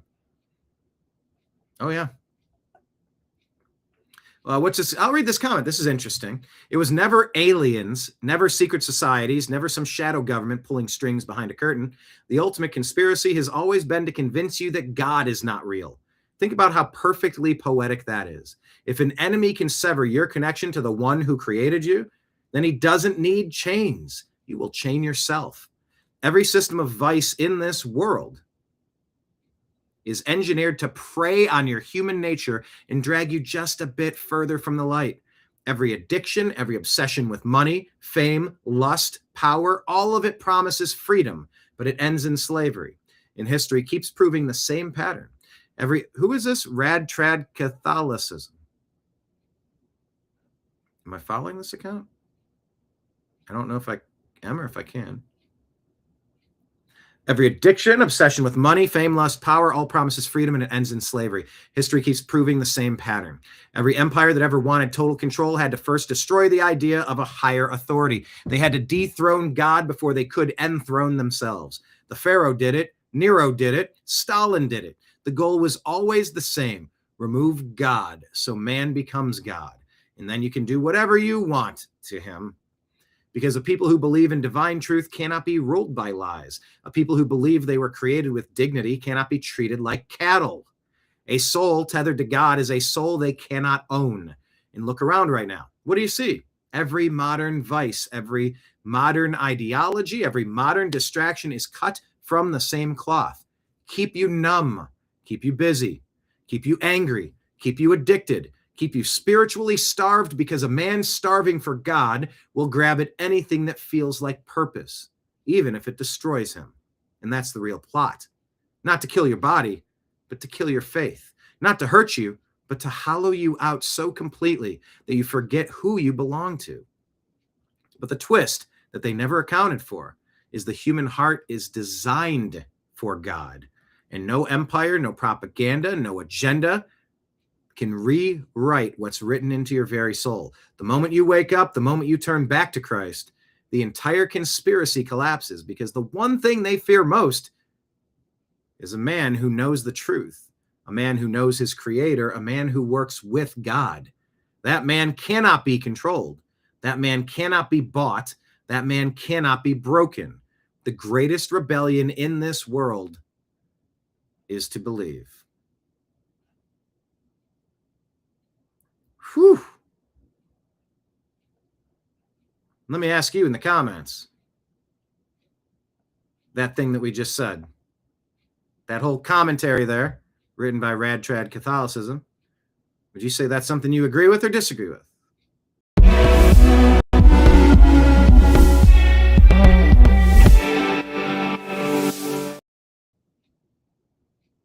Tell us in the comments. I'd love to know. Let's keep it going.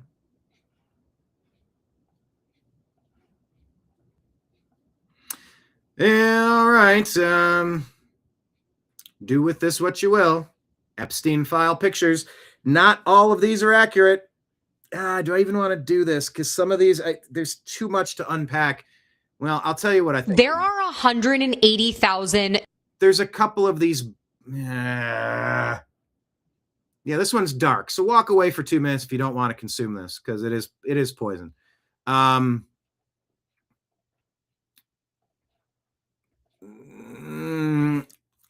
WTF News put this out. Not familiar with them, Danny Love. But this is what people are talking about. Ugh, I don't want to play it, but I got to play it. So ignore it for 2 minutes if you want. New pictures in the recent Epstein drop, and I went through about 1,000 of them, and here are some that I found to be odd that nobody's talking about. And just as a warning, proceed with caution, because some of these are disturbing. There's this piece of art in one of Jeffrey's guest rooms, and it stood out to me because this guy right here has red or what looks like bloody feet. It caught my eye because in one of the emails, it talks about ritualistic sacrifices that were happening on a yacht, where African-American men were having sex with white women, and then they would slice their feet with a sword. Now, everybody knows about this Bill Clinton picture that's hanging in Jeffrey Epstein's home. But I found another one hanging over an office toilet. It's clearly a character drawing of Bill Clinton with Jeffrey Epstein boarding a jet that I have to assume is Lolita Express, with two other guys in the background. And I have my guesses, but I'm curious who you think these two are. There were bookshelves in every single room with tons of books, and I wanted to know what type of books Jeffrey was reading. I put this bookshelf through AI, and here's a list of what it was. Everything from unraveling the mysteries of the universe to the city of Jerusalem to degenerate art from Nazi Germany. And there were also a bunch of rooms that were being remodeled, but to me, it looked a lot more like a Dexter scene than anything else. And last but not least, there was this picture on the counter. And when you zoom in, it's none other than Steve Bannon and Jeffrey Epstein. If you haven't already watched the 2-hour interview with the two of them, you definitely should. And we all should be demanding for the additional 13 hours to be released ASAP. I'll do another video when I go through the next few thousand, but for now, I want to hear what you think about all of this down below. There are 180,000 new pictures in the recent Epstein drop, and I went through about 1,000 of them, and here are some that I found. So you've heard that George Bush story. What are we supposed to make of this stuff? Unconfirmed accusations. How much weight do you grant to an unconfirmed accusation? How much does it deserve? I don't know. Don't know. We're trying to make sense of it. All the autists on the internet.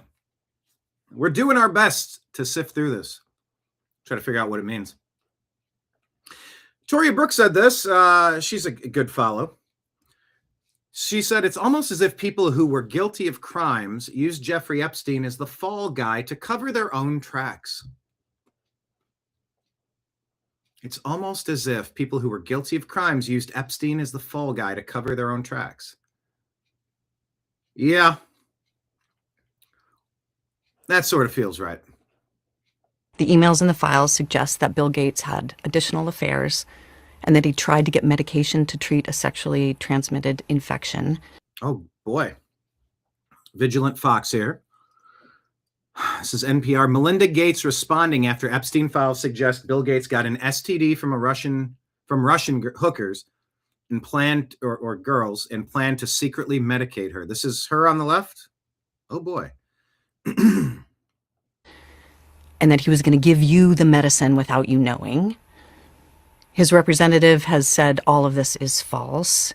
It is not on you to have to respond to the details of that alleged behavior, but I wonder what your dominant emotion is.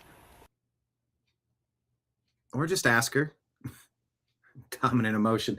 Two ladies talk. Come on. This is what Adam Carolla commonly refers to as chick think. I don't want to know what your main emotion is. I want to know, is it accurate? I don't give a shit what you feel. I want to know what happened. I want to know what happened. Facts. Who, what, where, when, why. Confirmation, rebuttal, denial. I don't want feelings. I want facts. Facts don't care about your feelings. Ugh. I need to send this to Carolla. How do I even do that? Okay, I'm going to see.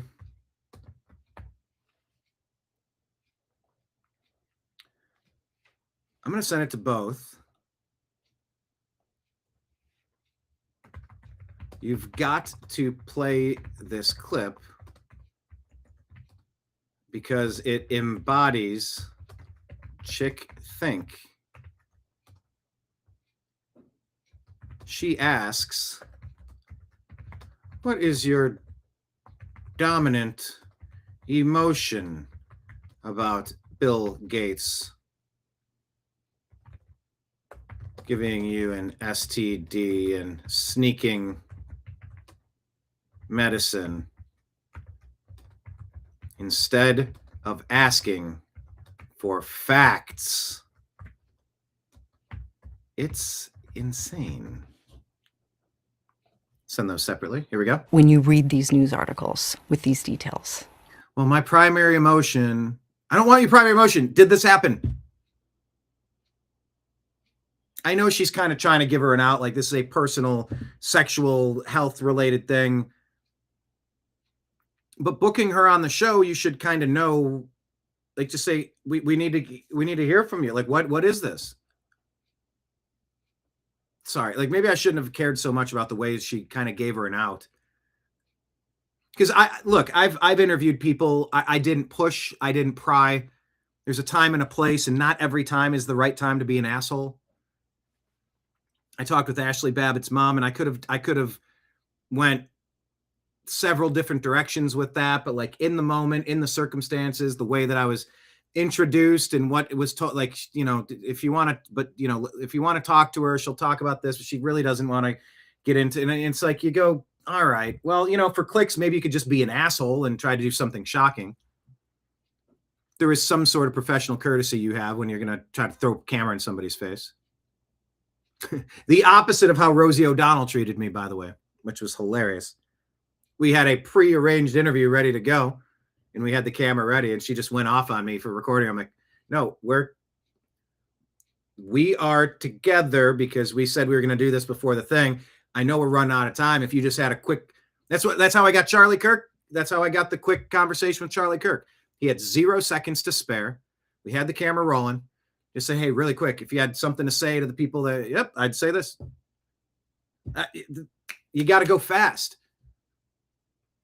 So yeah, even being respectful can be, people like Rosie O'Donnell can lash out at you. Anyway, I don't know. Let's hear her answer. I've put a lot of energy into how it was said. I don't know who this lady's name is with NPR, but you're on the show. We all want to know what respond to this report.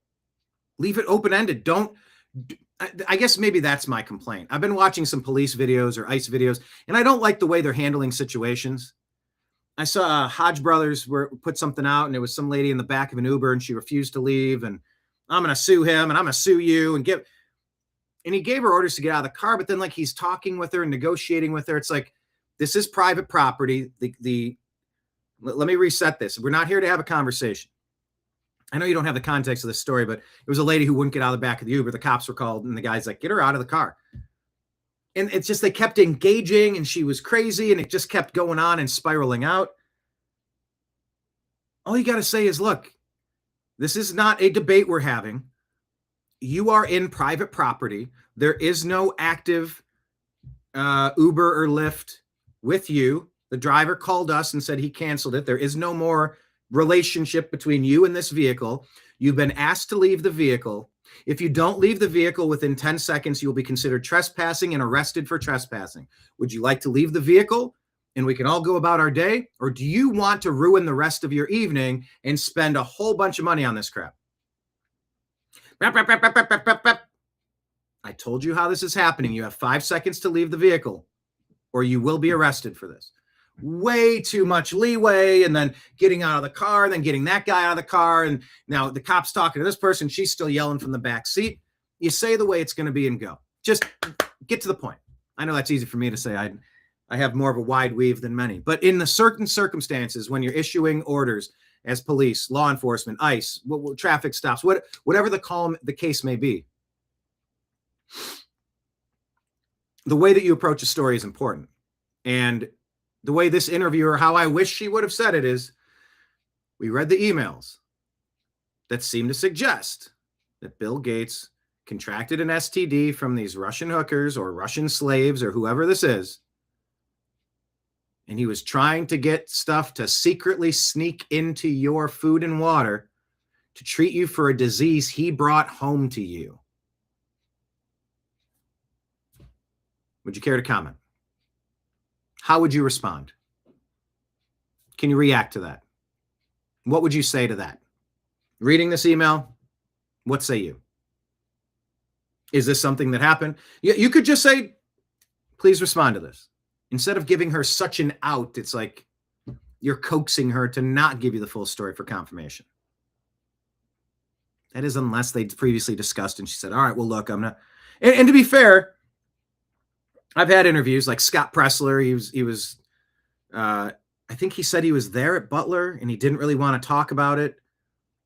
And it was like the week after it. And I think even halfway through, I think I brought it up and I think I tried to hedge and say, I don't want to, but like in general, this whole, like, let's hear the answer from Melinda Gates. Sad. She's sad. Just unbelievable sadness. Unbelievable sadness, right? You've said sad 4 times and told us nothing. Is it true? Right. And again, I'm able to take my own sadness and look at those young girls and say, my God, how did that happen to those girls, right? And so... And if they were girls being abused, that's different from a prostitute, but especially if you're underage, you don't have the right to consent, so it's all abuse. But yeah, there has been some back and forth trying to figure out this Epstein thing. Is it just a bunch of hookers at a party? Or are these slaves? Like, what are we talking about? And maybe it was a mixture of both. And maybe you started one way and ended up the other. Maybe it blurred the lines to the point where it's all scrambled together and it's all just... I mean, you could argue already it's all evil. But active participants... sex work is real work. Sex work is real work, say the Democrats. And you go, ooh, I don't know if that's a good policy. For me, it's just sadness. All right, she said sadness 5 times. She didn't say if it's true. She's implying it's true. She's not saying it's untrue. Sadness for, I've left the emails in the... I left my marriage. I had to leave my marriage. Okay, now she's saying she had to because of this. She's implying it. Still just can't give us the final. Maybe she's been advised not to slander. Maybe she signed a non-disclosure agreement. I wanted to leave my marriage. I had to leave I felt I needed to eventually leave the foundation. So it's just sad. The foundation. That's the truth, right? And And it's kind of like, at least for me, I've been able to move on in life. I left my marriage. A new Okay. Breaking 911 says someone rented a billboard in San Francisco ahead of the Super Bowl displaying ICE as Defensive Player of the Year. digital billboard at Fisherman's Wharf in San Francisco is evoking mixed reactions. It made me sick to my stomach. Yeah. Yeah, law enforcement makes you sick to your stomach. Does being invaded make you sick to your stomach? Where's your self-preservation instinct? It's an ad that shows support for ICE. They have a job to do too. That's it. I don't have a problem with them. The billboard reads, Defensive Player of the Year, ICE. A group that calls itself American Sovereignty is behind the billboard. We tried to reach out to them to learn more about their motivation, but have not been able to reach anyone. Their motivation. I'm worried for my neighbors. I'm worried for what is happening. And I'm worried to see it escalating here.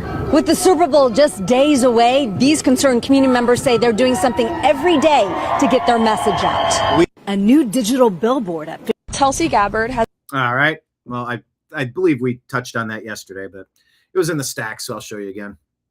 It's nice to see people supporting our Border Patrol, law enforcement. Most of us just want to live our lives and be left alone. Very libertarian leanings. Just, come on. If you're not causing a massive problem for people, just stay out of people's stuff. Stay out of our pockets. Stay out of our bedrooms. That old adage, if you want the country to work well, keep the Democrats out of the boardrooms and keep the Republicans out of your bedroom. And you go, it kind of makes a little bit of sense. But yeah, to finally have some positive advertising about getting our country under control after this Obama invasion. Obama, he's been gone for a while. No. Biden was his third term, and we all know it. Here is Carolyn Levitt talking about Director of National Intelligence Tulsi Gabbard. Allegedly, she's been doing this for a year to oversee voter fraud and election security to secure our elections. Okay, so what's happening? Are we going to pass the SAVE Act? Are we going to break the zombie filibuster? What is the game plan? Has been tapped by the President of the United States to oversee the sanctity and the security of our American. By the way, Lake Leon, I don't know if Melinda Gates is a dude. I've read that a lot. I've read that about. There's a good question of the day. Who are some ladies that you've heard are dudes? Melinda Gates, we've heard. Macron, Candace Owens was out there saying that. Big Mike, a lot of people say Obama is a man. Joan Rivers said it, and then she was executed shortly after, or she passed away under totally non-suspicious circumstances shortly after on the porch step saying, we already have a gay president. Everybody knows Michelle's a tranny. Everybody knows Michelle's a man, and it's okay. It's okay. And you're like, what? No, everybody does not know that. Anybody else? Barbara Bush, the Queen of England? Any others? People that pass themselves off as women, or at least try to, that are actually dudes?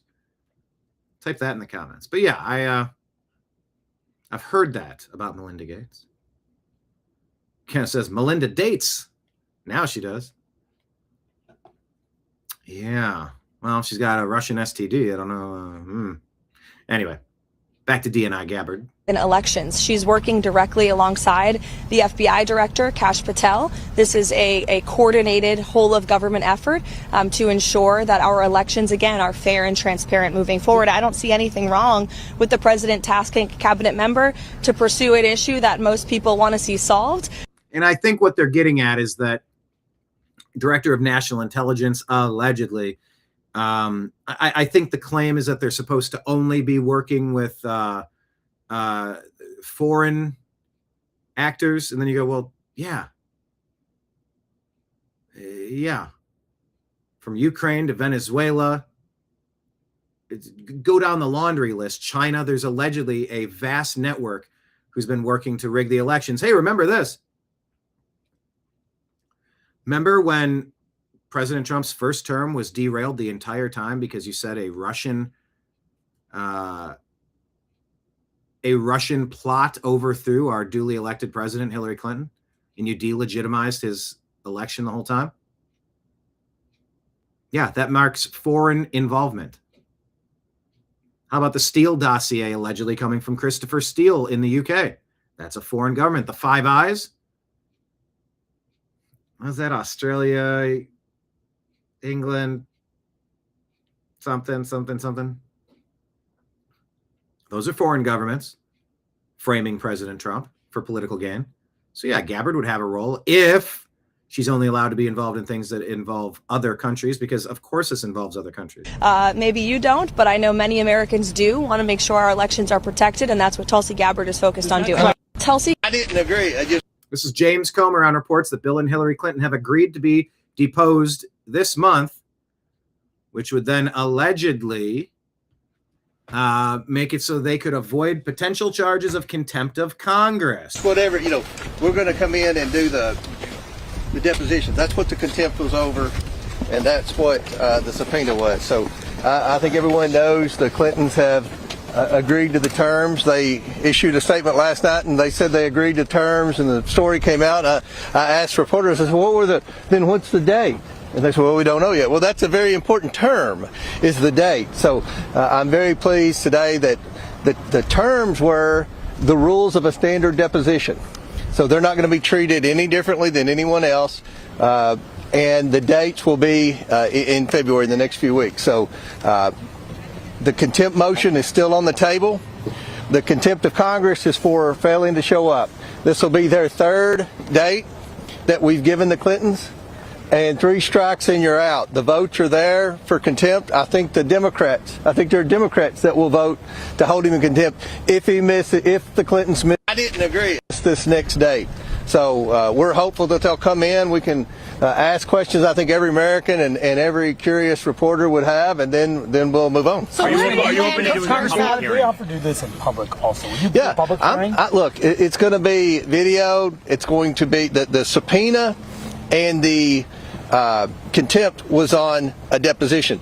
If we get to the deposition and there's something meaningful to have a hearing, if they still want some more oversight, then I think the members of my committee would love to have them in for a public hearing. So we're fine with that. But the issue here is this original subpoena and the contempt was on the deposition. So if they get to the depositions and they still want a public hearing, we'll try to do something, because I think that and I don't think it's any secret.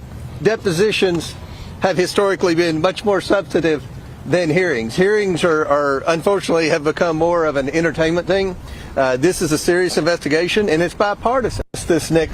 You are right. What about strike one, strike two? Like, this goes back to my frustration with the interactions that the police are having with people in vehicles, whether you don't just keep delaying this stuff. You lay it out and then you act. Do it and do it fast. You have 10 seconds to decide. Are you doing this, or are you going to be held in contempt? They did it to Steve Bannon. They certainly did it to Peter Navarro. Threw him in jail for contempt of Congress. Was that the technical term?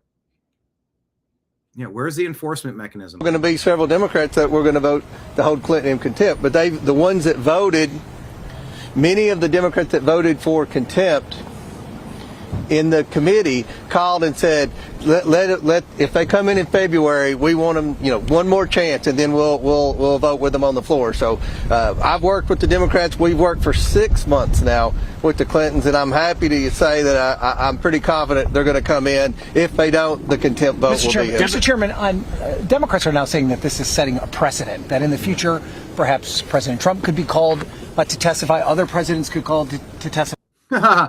You mean like when you ran him up on fake charges 3 different times to impeach him, to throw him in prison for life?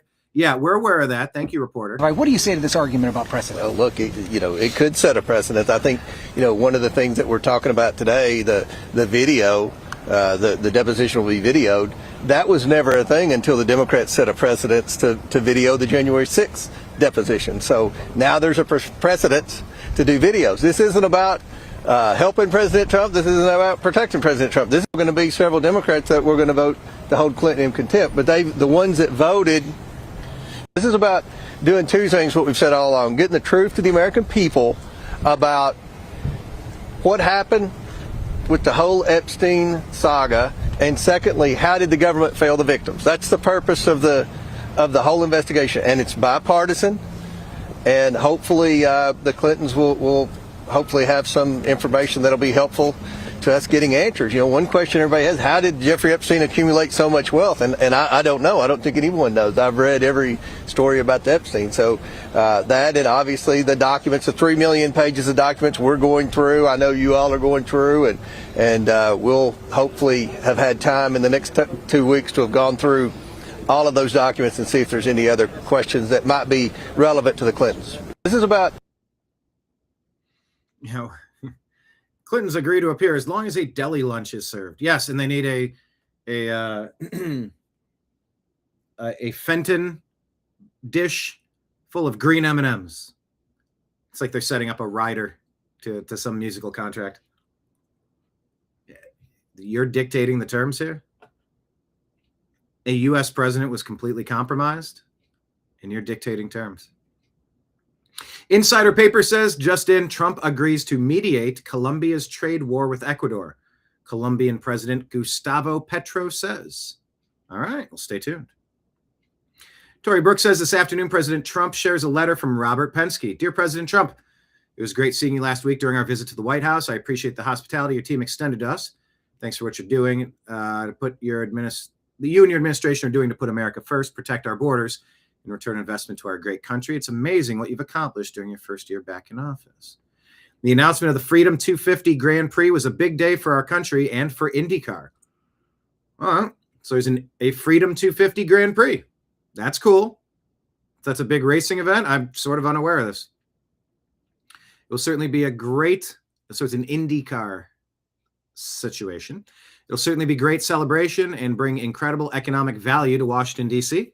Thank you for your support in making this happen. Thank you for your continued leadership. I'm proud to support you and your administration. I look forward to seeing you again soon. Okay, so that's a thing that's happening.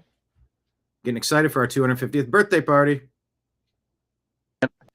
All right, trigger warning. Here's the worst thing you'll hear all day. This is actor Jim Caviezel, Passion of the Christ actor.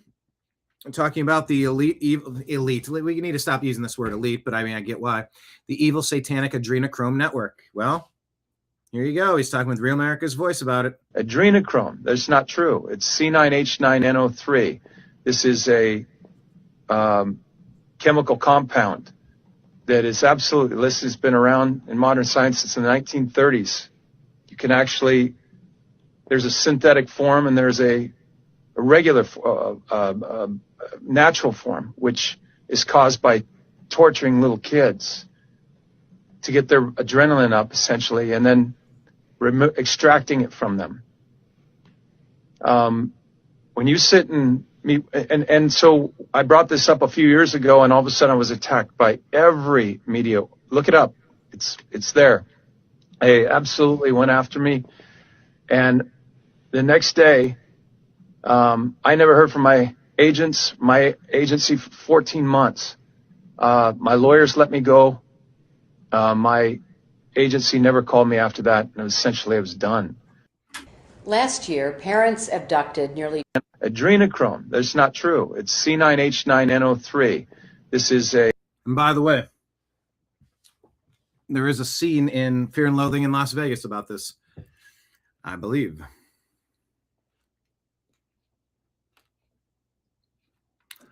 I don't know. I've heard that discussed quite a bit. What say you? I don't know that it's incorrect. Am I entirely certain it's accurate? 90s. I think so, but I leave a little bit of wiggle room in case I could learn something. So I think he might be accurate. I don't know. Okay. Watch this quote here, or watch this clip here. Liberals are getting ripped off. They can't fit more gas. Can you believe it? I used to be able to get at least $80 to $90 of gas in my truck when Biden was in office. Now that Trump's in office, I can only get $57.54 in my tank. Like, what the fuck is going on? I used This is pretty great. to be able to get at least $80 to $90 of gas in my truck when Biden was in office. Now that Trump's in office, I can only get $57.54 in my tank. Like, what the fuck is going on? Thanks, Obama. Yeah. That would be liberal logic.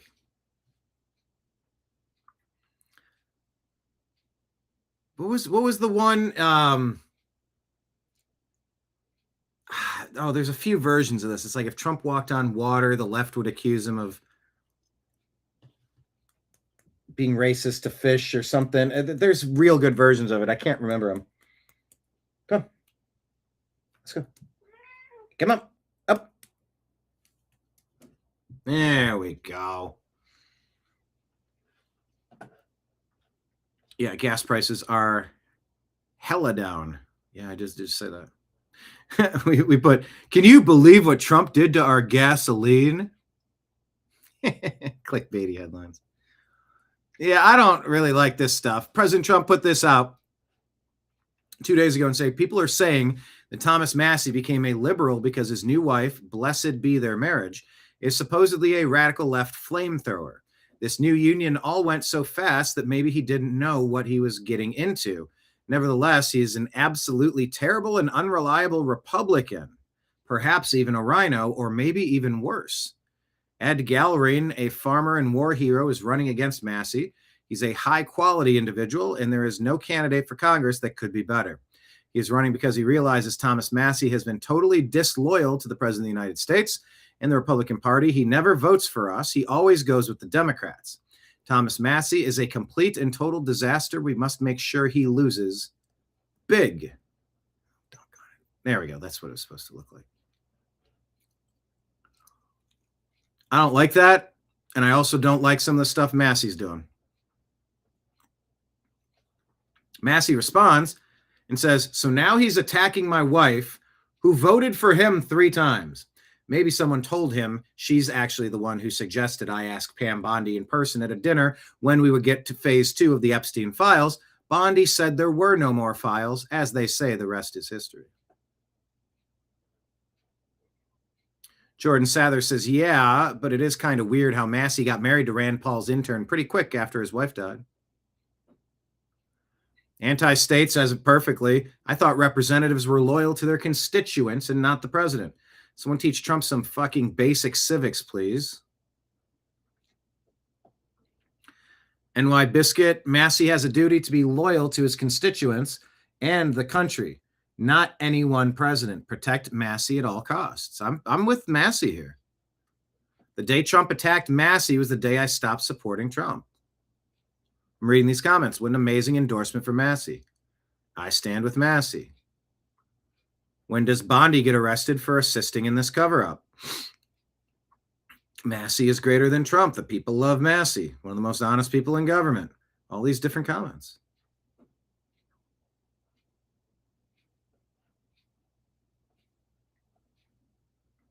Candace Owens has thoughts. Good evening, my fellow Goyim. Oh no, what would the Goyim think? I assume this guy must be Goy, right? I assume this guy must be Goy, right? Goy? Team Goy? Good evening, my fellow Goyim. Oh no, what would the Goyim think? I assume this guy must be Goy, right? Goy? There's a lot of Jew noticers, a lot of Jew haters, a lot of anti-Zionist, anti-Israel supporters. That word is used so many times in the Epstein files.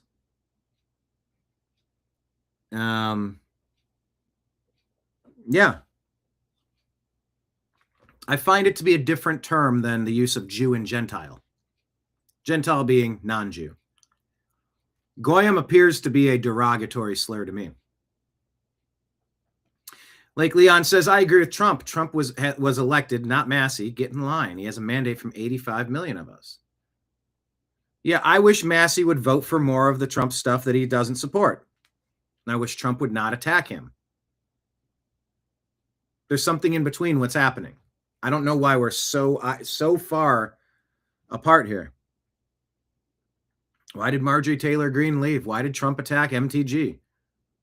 MTG and Massie are two of the only people who oppose AIPAC having special abilities to donate more money because they don't have to register themselves as foreign agents. American Israeli Political Action Committee. It's literally in the title of what they are, that they're a foreign agent, a foreign actor. They go up against Israel, and so Trump attacks them. That is super fucking suspicious, is it not? I've said many times President Trump has been the closest thing to an actual representative I've seen in that Oval Office my entire lifetime. But that doesn't mean he's not compromised. That doesn't mean he's not controlled. That doesn't mean that he definitely gets everything right. No, no, no. And I don't like him going after Massey. I don't like him going after MTG at all. Lake Leon says, I'd like to see every GOP on the side of Trump just one time and see where this country would go. Fair point. Kenneth Thomas is messy around the house. No, Massey, not messy. Team Goy. Good evening, my fellow Goyim. Oh no, what would the Goyim think? I assume this guy must be Goy, right? Goy? Team Goy. Good evening. It's all coming out. It's all coming out. Is it not? Okay. That you watch this with President Trump. Does this seem a little off to you? Does this seem a little off to anyone else? You tell me. I have nothing to do with Jeffrey Epstein. And in fact, if you look at the DOJ, they announced, they released 3 million pages. It's like this is all they're supposed to be doing. And frankly, the DOJ, I think, should just say, we have other things to do, because that whole thing has turned out, other than Bill Clinton and, Bill Gates and lots of people there are a lot of questions about it, but nothing on me. But it was even sort of better than that, because they found that Jeffrey Epstein and this sleazebag writer named Michael Wolff were conspiring against Donald Trump to lose the election. So Epstein was conspiring with a writer for me to lose the election. So right there, you know that I had nothing to do with this guy. But yeah, it's a terrible thing. The amount of time that's being wasted. When Epstein was alive, like 10 years ago, nobody cared about it.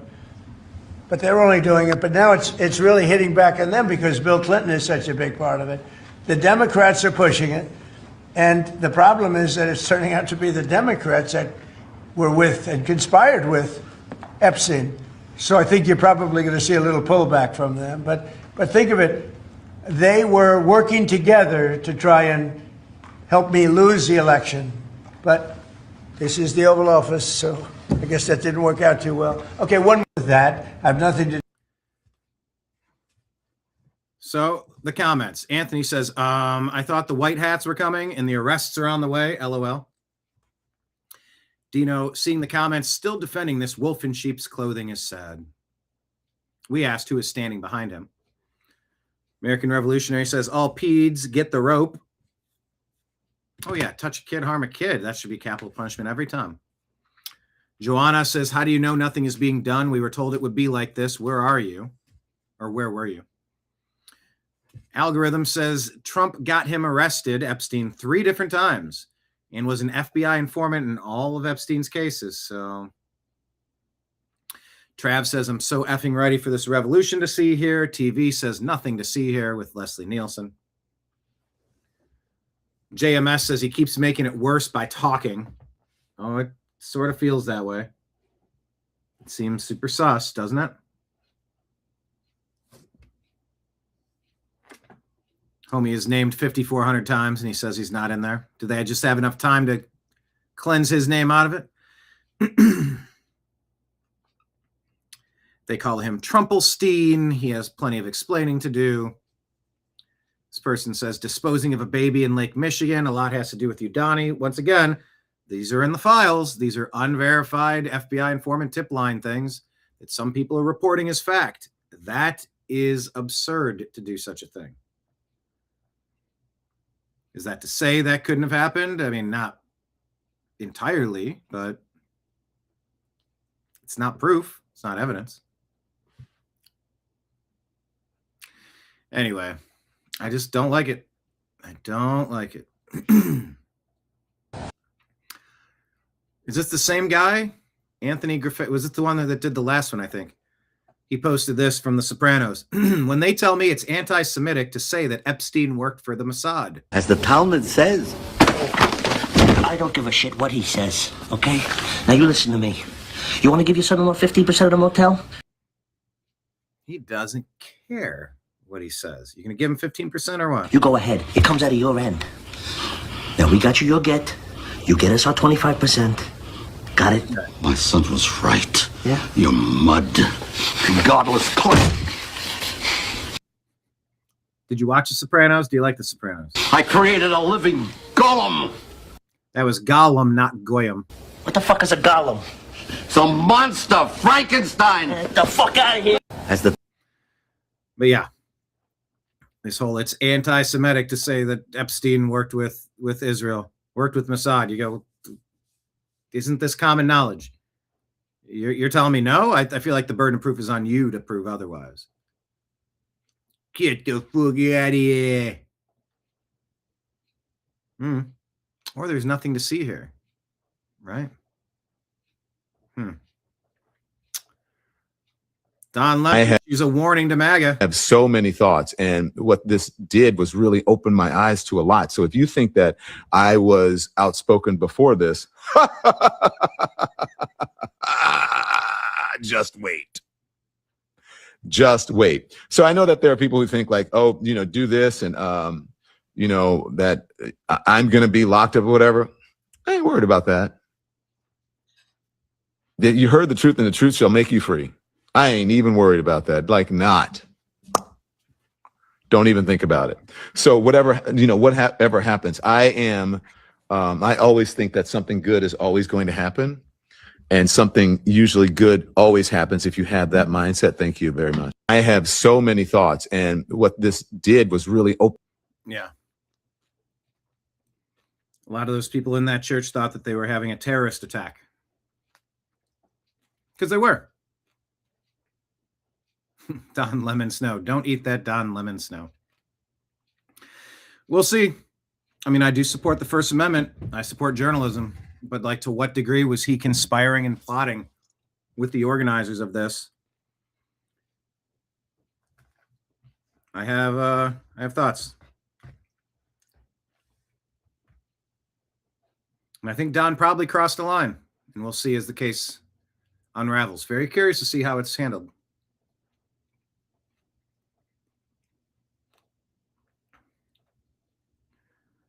Let's just say, I'm old enough to remember when illegals got shipped to Martha's Vineyard in 2022, and those rich white liberals got them removed with zero due process in less than 48 hours. You remember that? Migrants' arrival sets off a white liberal meltdown in Martha's Vineyard. Oh.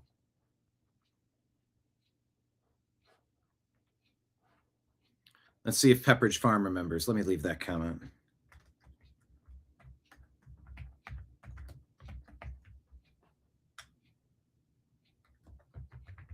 There we go. Pepperidge Farm remembers. I miss you trying to get to a spot. Which spot? Well, let me find it. No, you don't want? Okay. Sorry, bud. I was trying.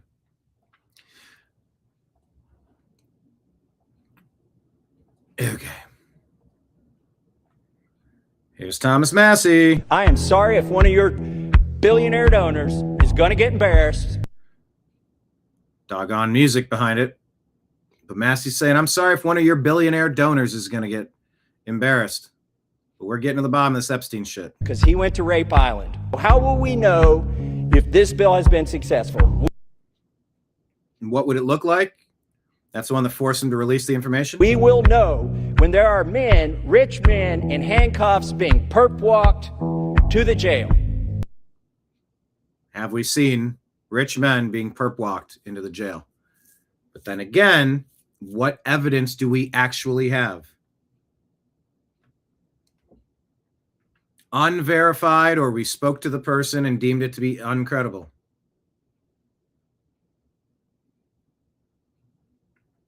Oh no. Pepperidge Farms extorts. They remember. And until then, this is still a cover-up. I am sorry if one of your All right. That battle's raging. Some thoughts on Trevor Noah. We're having this conversation about whether Trevor Noah is allowed to make jokes. And you go, no, that's not a joke. That's public defamation. Oh, Trevor, why you coming at Nicki Minaj? Nicki Minaj is not here. She is not here. She is still at the White House with Donald Trump discussing very important issues. Actually, Nicki, I have the biggest ass. You need to be worried about the people sitting right in front of you. Your friends. Yeah. You want to know who to be worried about? Chrissy Teigen. Chrissy Teigen and John Legend. Uh-huh. He's going to show you. You know the video they're going to play next. Public place, you did it. Probably the Obama thing. John Legend going, oh my God, did she say that out loud? That we did it? We had sex at the Obama thing. Oh, you did you? John, what's it? Oh God! Oh God! John, What? what is your wife talking about? I don't know. We're not going to discuss that. We're not going to discuss it. We're not. We're not talking about it. Not the White House. It was not at the White House. 100% not the White House. I promise. He was not elected yet. I'm in trouble now. Now, excuse my language, but John, what the hell was that bitch talking about? Mm-hmm. We've been wondering that for a while. Also, what's she been talking about with pizza and other things? What the hell were you doing with the Obamas? Before he was elected? You care to explain what's going on? Or maybe you can explain these tweets that your wife been tweeting out. Johnny and I are on the way to the Hollydale. Karina Belanoff is serving a nice 4-year-old cheese pizza. Cheese pizza? I heard that before. Where did I see that? Oh, maybe right here. Code words and terminology used Federal Bureau of Investigation Intelligence Bulletin. Code words. by pedophiles to identify sexual preferences. Hot dog equals boy. Pizza equals girl. Cheese is little girl. That's a mighty big coincidence, John. Wouldn't you say so? I don't know about them people, Trevor. Yeah. Who would you rather? What side do you want to be on? Maybe you should be worried about them. Stop focusing on Nicki Minaj. Let her do her thing. Stupid ass. Enough is enough. And by the way, the Chrissy Teigen text messages, her tweets are way more disturbing than just that. Way more than that. There's a lot of sick things going on in Hollywood, and people need to be investigated and locked up. Starting with John Legend and his wife. Jay-Z next. Oh, Trevor. And President Trump came out and basically said that he will probably be addressing that legally, that public slander, saying Trump was on the island. He's like, I've never been on that island. And you're saying stuff that's verifiably untrue, and you don't just get to do that anymore.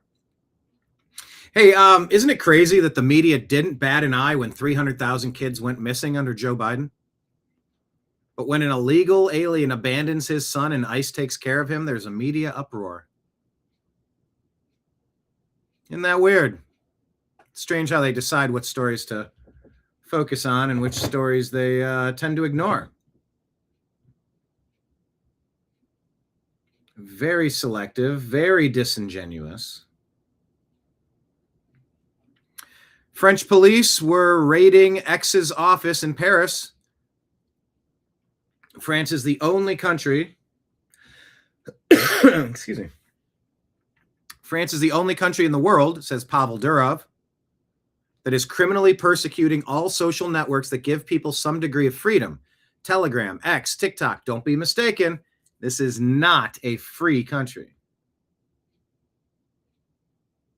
Stay tuned with France. Charlie Kirk talking about the spiritual battle. The spiritual battle is coming to the West. And the enemies are wokeism or Marxism combining with Islamism to go after what we call the American way of life. And the American way of life is very simple. I want to be able to get married, buy a home, have kids, allow them to ride their bike till the sun goes down, send them to a good school, have a low crime neighborhood, not to have my kid be taught the lesbian, gay, transgender garbage in their school, while also not having them have to hear the Muslim call to prayer 5 times a day. That's important. We want the American way of life, which is, by the way, Christendom. Christians, our sacrifice, our toil, our vision, the outgrowth of the scriptures gave us Western civilization. And this is where I think is a great rallying cry. Doesn't matter if you're Hispanic, doesn't matter if you're Asian, doesn't matter if you're black or white. everybody. If you are Christian and Jesus Christ is your Lord and Savior, these two threats are combining forces to come after us. And it's time that the church stands and rises up against it. The spiritual... I mean, that might be one of the main clips that the Charlie Kirk haters will say, I can't believe that guy. Okay. Well, he's pointing out the vitriol that the left is heaping upon him. The ways that he identifies religiously, the country he's in, the type of life. Like, we just want to kind of have a nice, safe community and raise some kids, have a family. Like, we just want to be left alone. And yeah, this nation was built on the tenets of Christianity. Yeah, you mean killing everybody in the way?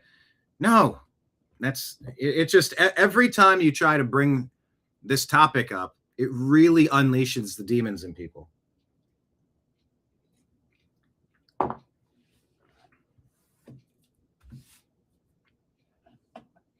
But there has been a conflagration. The Marxists, the Satanists, the nihilists, the globalists, the Islamists, Islamic supremacists. And that's a radical departure from what this nation is and what it always has been. Well, okay, we'll play this one. Virginia's new Democrat governor has some priorities. Immigrants out of the prisons. It is safer for everyone, not on the street operations. So it seems like Spanberger, she didn't get the memo? I guess she didn't get the memo because we had a great partnership with Glenn Youngkin and his team on the ground there to make sure that when these criminal illegal aliens who are in the jails, in their custody, once they serve their time, that we are notified and they can be turned over to ICE to be released back into their own country. But Kaylee, I want to give you one example, and your viewers one example of a direct response to this. There is an illegal alien that we arrested from El Salvador in September of last year. He was arrested for strangling with an electric cord his 8-month-old sister. Oh my goodness. She was killed because of the policies, because of these new sanctuary city policies out of Virginia. Once this individual serves his time, he will go back onto Virginia's streets because we're not allowed to be notified. That is absolutely heinous, and Virginians are going to be a lot less safe because of this policy. Tricia, that is insane what you just told me. And I saw on your Twitter feed that in New York, this is just likewise insane. 6,947 illegal aliens with criminal records were just let out on the streets of New York right behind me. That's exactly right. And we saw the same out of Minneapolis, which, of course, we're trying to solve for. I'm so glad that Tom Homan is on the ground there trying to make really what is common sense deals, because all we're asking for is for state and local cooperation. I mean, just a couple more of these individuals that we've picked up off of the street in the last few days, Kaylee, out of Minneapolis. An individual from Laos convicted for rape and sexual assault. An individual from Vietnam convicted for sexual assault, homicide, negligent manslaughter. Another from Laos convicted for homicide. These are the people who have been walking around Minneapolis with impunity for the last few years, and who ICE, because we're not allowed into those jails, we have to flood the zone and get these individuals out of the country. That's Tricia McLaughlin, DHS Assistant Secretary. These are the people we do not want in America. This does not make America a safer, better place. what we're doing in Minneapolis. That's what we're going to be doing in New York with those sanctuary city policies. Tricia McLaughlin, you guys are doing great work. Thank you. And that is just horrible. Someone who strangled their sister, then out on the streets. Wow. Well, coming up, a squad member went from having a negative net worth when she was first elected to becoming a millionaire. Yeah, all right. You get it. Oh. It popped off. There we go. Now it's back. Good times. Release an illegal alien who strangled his 8-month-old baby sister to death while with a charging cord. What? Instead of turning him over, dies. Refuses to turn him over. Anyone else? Sometimes I wonder if the people who unfriended me in 2019 are starting to realize that I was right. Huge weird story. Jill Biden's ex-husband, a man believes charged with murder.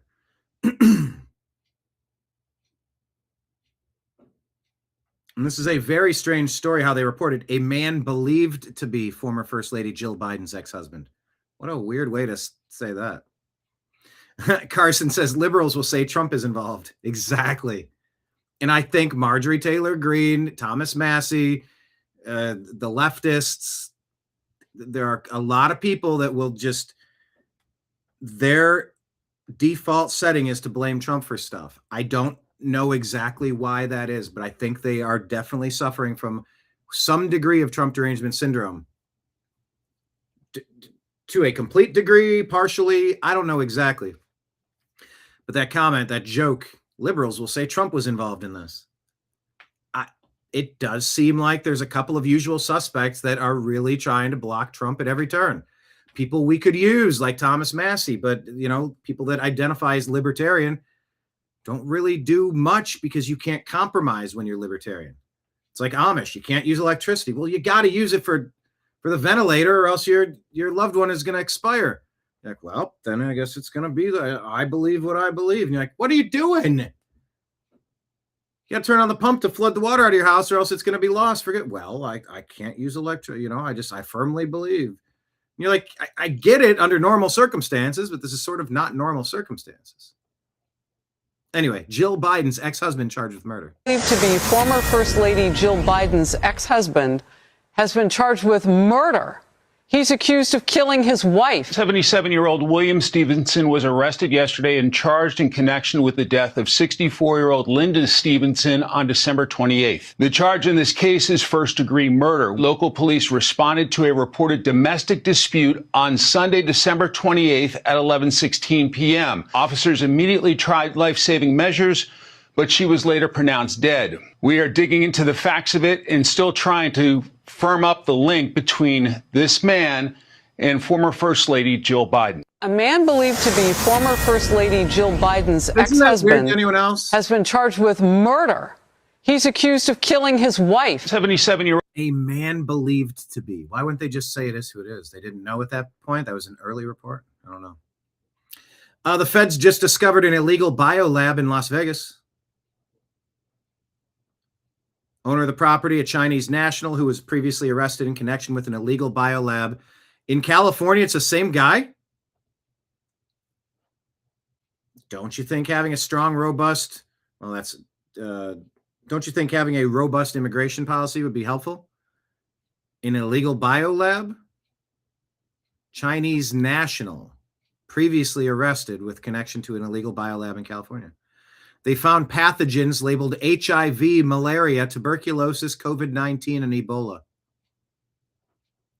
One of these in California, one of these in Las Vegas, Nevada. Not good. Yeah. Callie says, yeah, but yeah, let's abolish ICE. Okay. Yeah, hold on. He was arrested for the same thing, but he's still in this country? That makes no sense. Nelson says it's an act of war. Ryan says, of course it's owned by the CCP. Every single property linked to them needs to be raided and seized. Wonder how many biolabs China places in their backyard or their best friend Canada. Oh, God.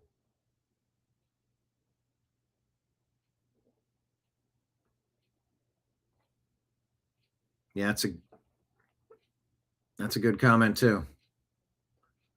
And there's supposedly tons of biolabs in Ukraine as well.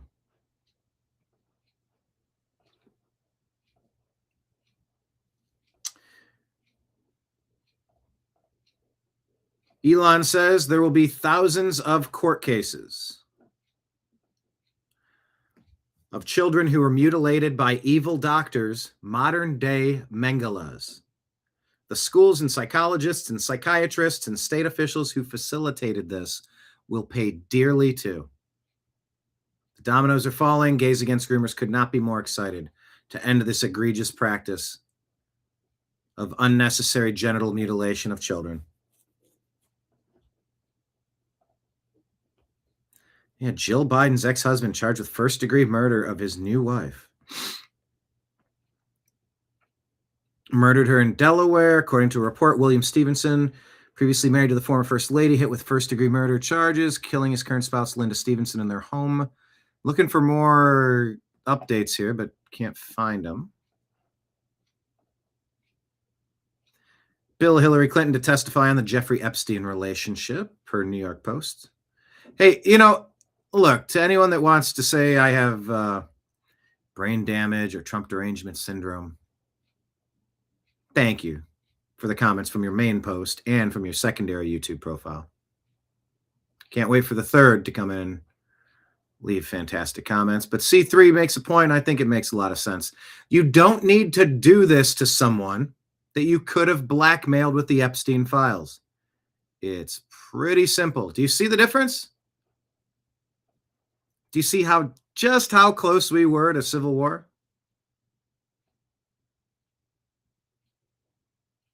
Do you see how close we were? Turning his head kept his head from blowing apart. But if you could have blackmailed him with Epstein stuff, you wouldn't have needed to do that. That's not evidence, but that's a compelling reason why I sort of land where I land on that. Older video of Vladimir Putin drawing renewed attention. He speaks of Western elites who have grown accustomed to stuffing their bellies and filling their pockets, and of a so-called vampire ball that would eventually come to an end. The words are not recent, yet in today's context, they feel heavier now. With the latest revelations surrounding the Epstein files, says Pure Query, dark networks, abuse of power, and systematic violations by parts of Western elites are once again coming into public view. Structures that were protected, downplayed, or silenced for years. In this light, Putin's remarks no longer strike many as mere political rhetoric. Instead, they sound like a deliberately chosen metaphor, a language that does not accuse directly, but speaks in images, dehumanization, exploitation, rituals of power. Not vampires in the literal sense, but elites who elevate themselves above others while operating in the shadows. The question now feels uncomfortable. Was this speech simply polemic aimed at domestic audience, or was Putin already speaking out about something that has only become more visible today? Maybe he knew nothing. Maybe he knew more. Or maybe he spoke in imagery because some things cannot be said openly. Because power rarely speaks plainly. It speaks in metaphors. It hints in codes. And sometimes their meaning is understood only years later. Столетиями набивать брюхо человеческое. They are used to, for centuries, stuffing their belly with human flesh. Плотью, а карманы деньгами. And their pockets with money. Но они должны понять, что бал But they need to understand that the vampire's ball is coming to an end. вампиров заканчивается. Okay, so I don't know if that's an accurate translation.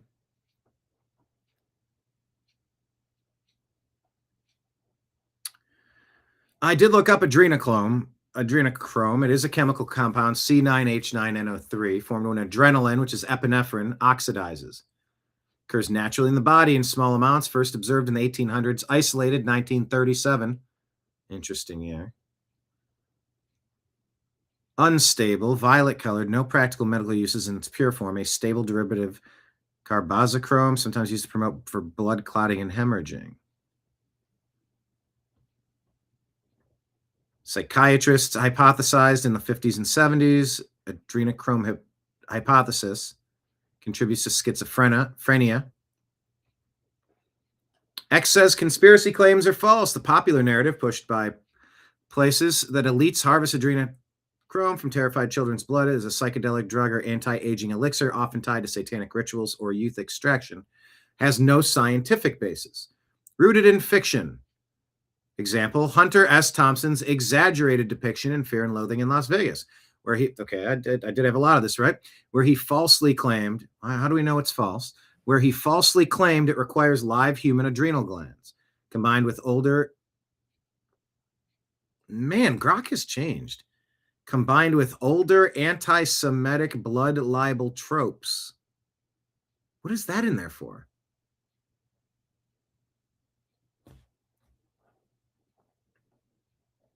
What does that even mean? What does this mean? Blood libel tropes. Multiple sources confirm no evidence of rejuvenating, hallucinogenic, or immortality effects. No credible reports of harvesting from children or anyone. Widely regarded idea as pseudoscience misinformation. So it does exist as a Meyer biochemical oxidation product, but the viral harvesting conspiracy version is a modern myth with no supporting evidence, debunked repeatedly by chemistry, medicine, and investigative reporting. Now, what's blood libel tropes? Refers to a long-standing, false, and deeply harmful. This sounds like it's written by a PR team. Long-standing, false, deeply harmful stereotype rooted in anti-Semitism. A baseless accusation that Jews secretly murder non-Jews, especially Christian children, to harvest their blood for use in religious rituals, most commonly claimed to be an ingredient in matzah, unleavened bread eaten during Passover. Myth originated in medieval Europe in 1144 in Norwich, England.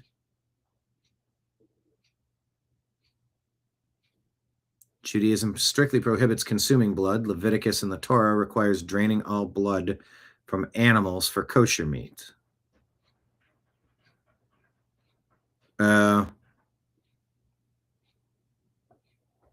Okay. Let's ask, did Putin have a quote about ending the vampire's ball? Because I can't speak Russian that I know.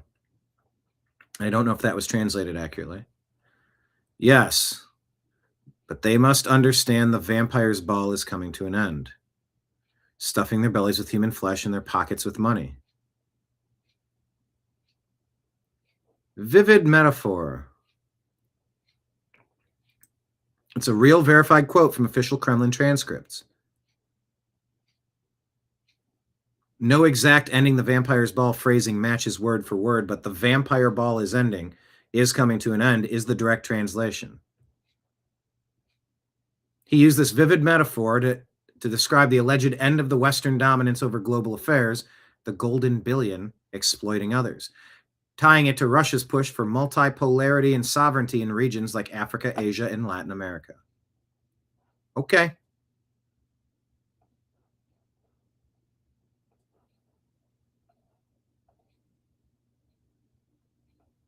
Nicki Minaj is not here. She is not here. And Chrissy Teigen is happy that Nicki Minaj is not there. Thumbs up. She's playing it up to the camera. Chrissy girl, this you? Back in 2011. Here you go. You want to know about Chrissy Teigen? This is effing weird. Chrissy Teigen tweeted out, seeing little girls do splits half naked is just ...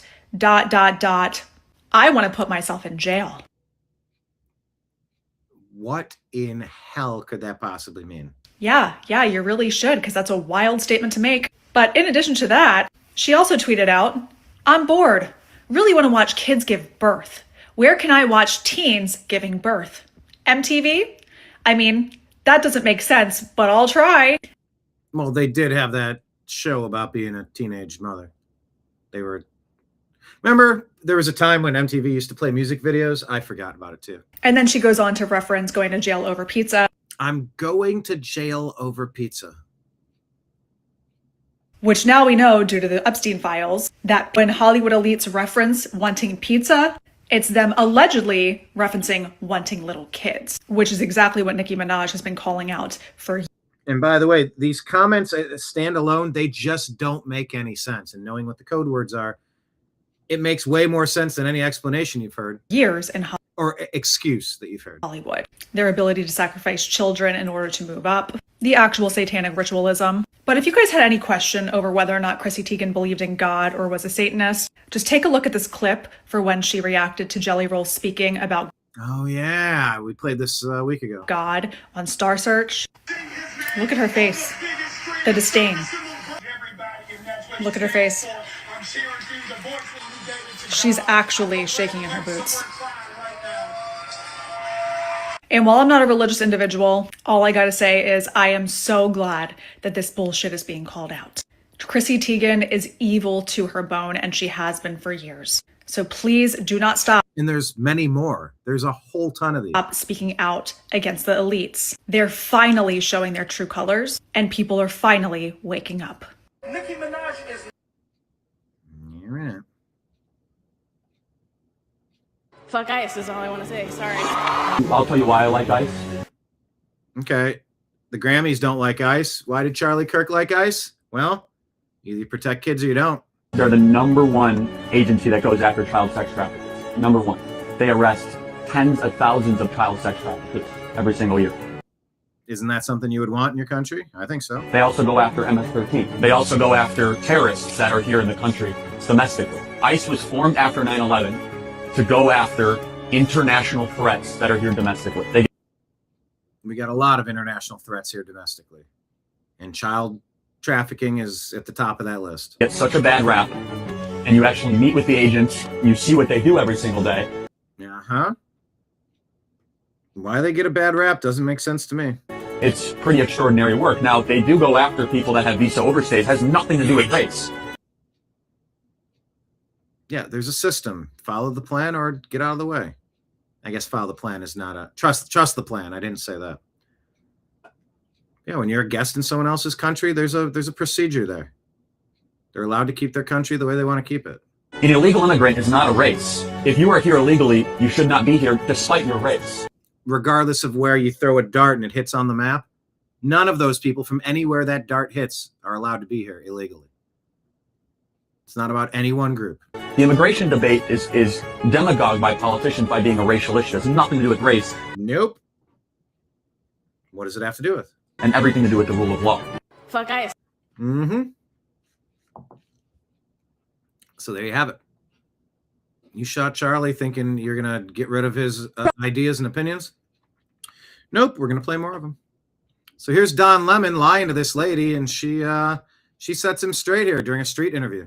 Crossing the border illegally is not a crime? No, it's not a criminal act. Okay. It's a misdemeanor. So misdemeanor is not a crime? It's not a criminal act, no. If you get charged with a misdemeanor, that's not a criminal act. How do you get charged at all then? Yeah, how do you get charged if something's not a crime? If it's not a criminal act. Because we have different levels of crime. Everything is not the same. So it is crime. Ah! Gotcha, bitch. Crossing the border illegally is not a crime? No, it's not criminal. No, it's not. I'm going to lie to your face. You hear them tell you this all day long. Act. Okay. It's a misdemeanor. So misdemeanor is not a crime? It's not a criminal act, no. If you get charged with a misdemeanor, that's not a criminal act. How do you get charged at all then? If it's not a criminal act. Because we have different levels of crime. Everything is not the same. So it is crime. Gotcha, bitch. Crossing the border illegally is not a crime? No, it's not. No, it is crime. Yes, it is. Always has been. Oh, this is a good representation of trying to talk to the people that don't get it. This girl's good. She does this back and forth thing. Patriotic Peach. How can you support Trump after those new Epstein file pages came out? He tried to force an underage person to... Uh-huh. Mm-hmm.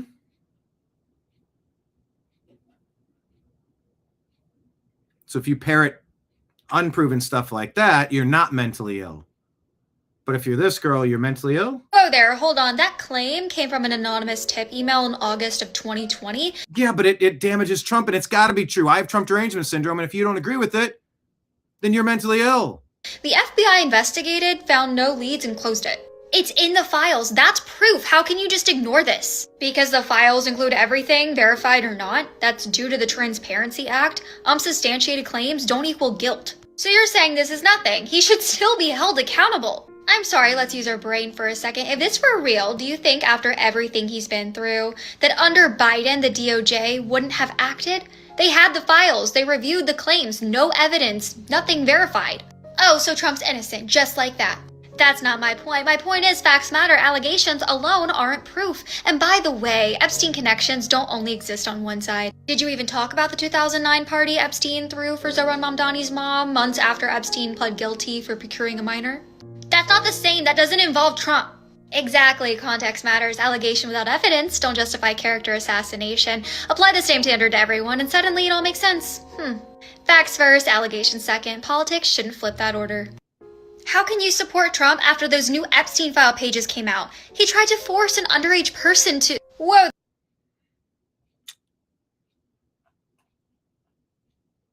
Yeah, no. How does she turn the hair blue?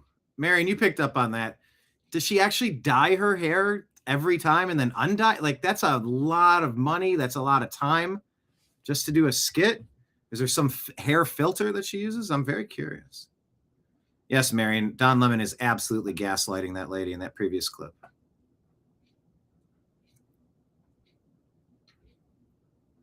I think there's cool music to this. Where'd the music go? There you go. Pedo lives don't matter.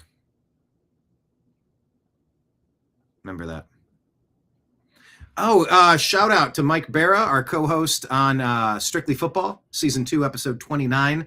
We'll be out either tomorrow or Friday. Join us live. I just got to double check which day and time is going to work best for everybody. But Mike was interviewed by this guy, and he said it was the best interview he's ever done. The guy asked a ton of great questions. It's the guy from that Hecklefish show, The Y-Files, I think it's called. I've never really watched it. I've seen a couple clips. But yeah, Mike was just on there. I think episode 2 of some new show, maybe. Anyway, check out this radical conversation about Tesla, files, Trump. What?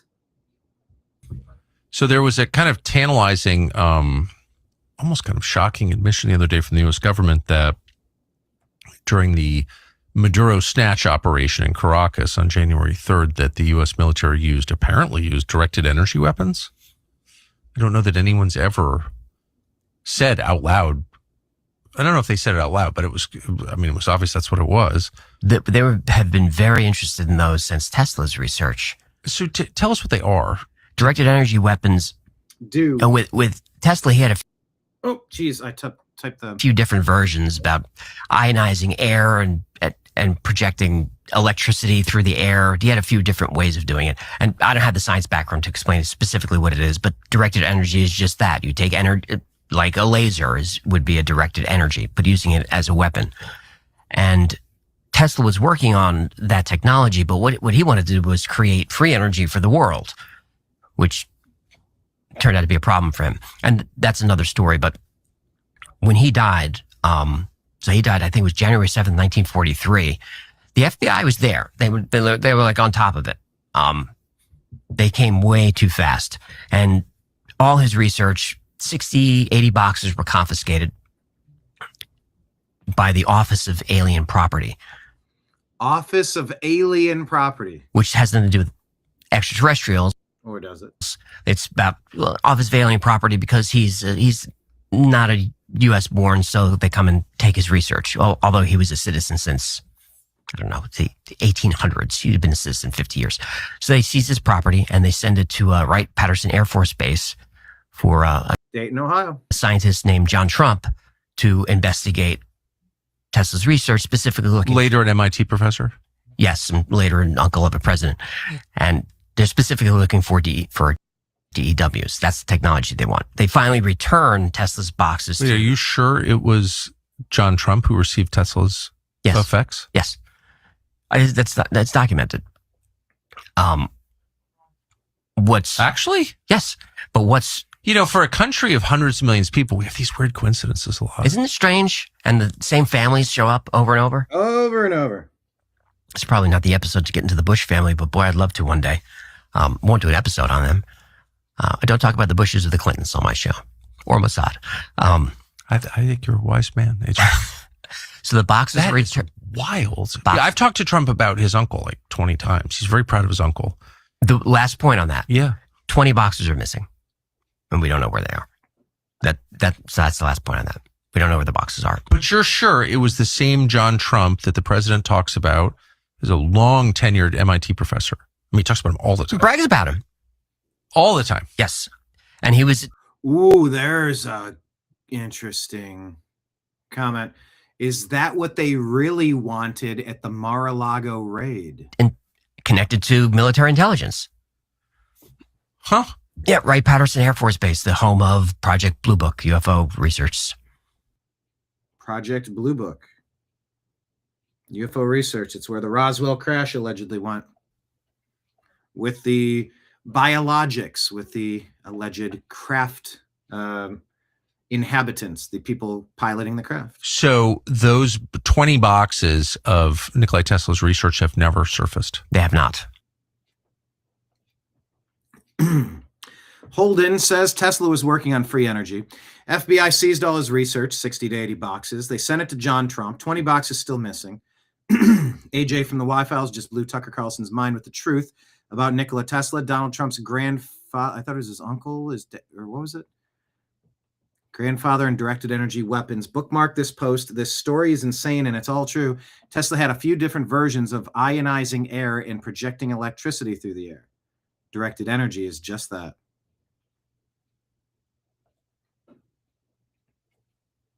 Oh, okay. I guess this is the whole transcript. All right. I won't read it again. How weird is that? Rogan talking about some weird Bush stuff in these files. Weirder things about these files is there's some stuff in there that you go, okay, one thing that we know happens is when something is true, a bunch of stuff gets attached to it that's both not true and also preposterous, right, that allows you to sort of dismiss all of it together. There's a lot of people thought about that with Pizzagate. And there's some stuff that I saw online that was like George W. Bush was like involved in ritual sacrifice or things along those lines, like killing babies and eating people and wild shit. Yeah. What do you think that stuff is? Mike Benz? I don't know. I don't. Do you think it really occurs?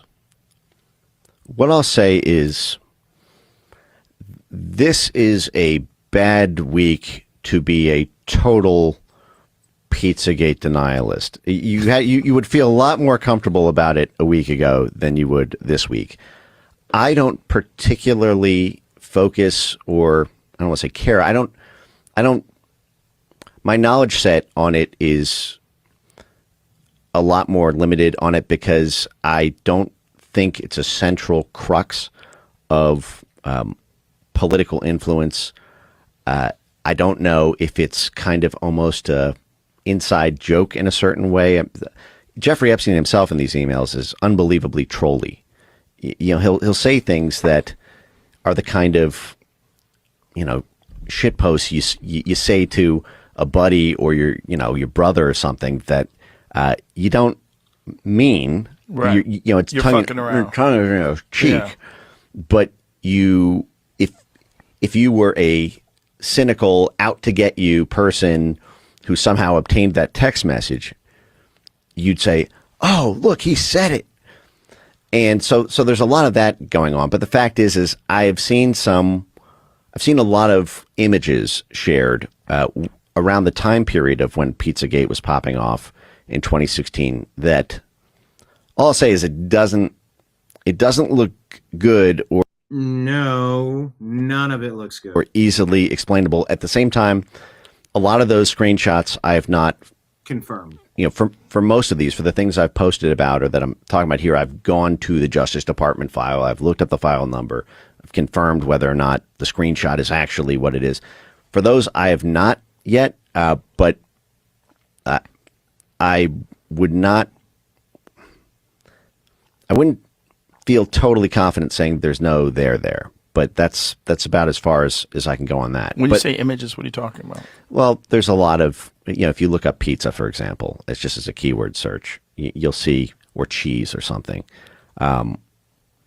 It looks like, in the DOJ database for these new files, you'll see a lot of things of people talking about pizza in a way that it seems like a code. It's kind of impossible to imagine it's actually just do to pizza. A pizza. It's about. Oh, okay. One of the weird. It's a bad week to be a denier. Now I don't know what this is either. Hard being Manny. I don't know who this is. Scrolling, I found this. Epstein's niece exposes her family's following of a satanic cult of Baal. Let me look this one up. At least listen to what they're talking about. And let me try to see what this video, what are they? Anya Wick? Cult of Baal.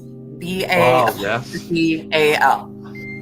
my family reporting this to be her family, the Epstein family, the niece exposing the family. Maybe. Let me look it up. masqueraded themselves as Jewish publicly, but behind closed doors, you know, at Passover dinners, when I was drugged, would admit, we are Satanists. They told me that we belonged to the cult of Baal, B-A-apostrophe-A-L. They told me this with consistency while I was being abused. Now, Sean Atwood is the guy interviewing. What's that from? Does that say the Intel skiff? what you can look up about the cult of Baal, information that is publicly available. Okay. A series of podcast interviews, Sean Atwood podcast, July of 25.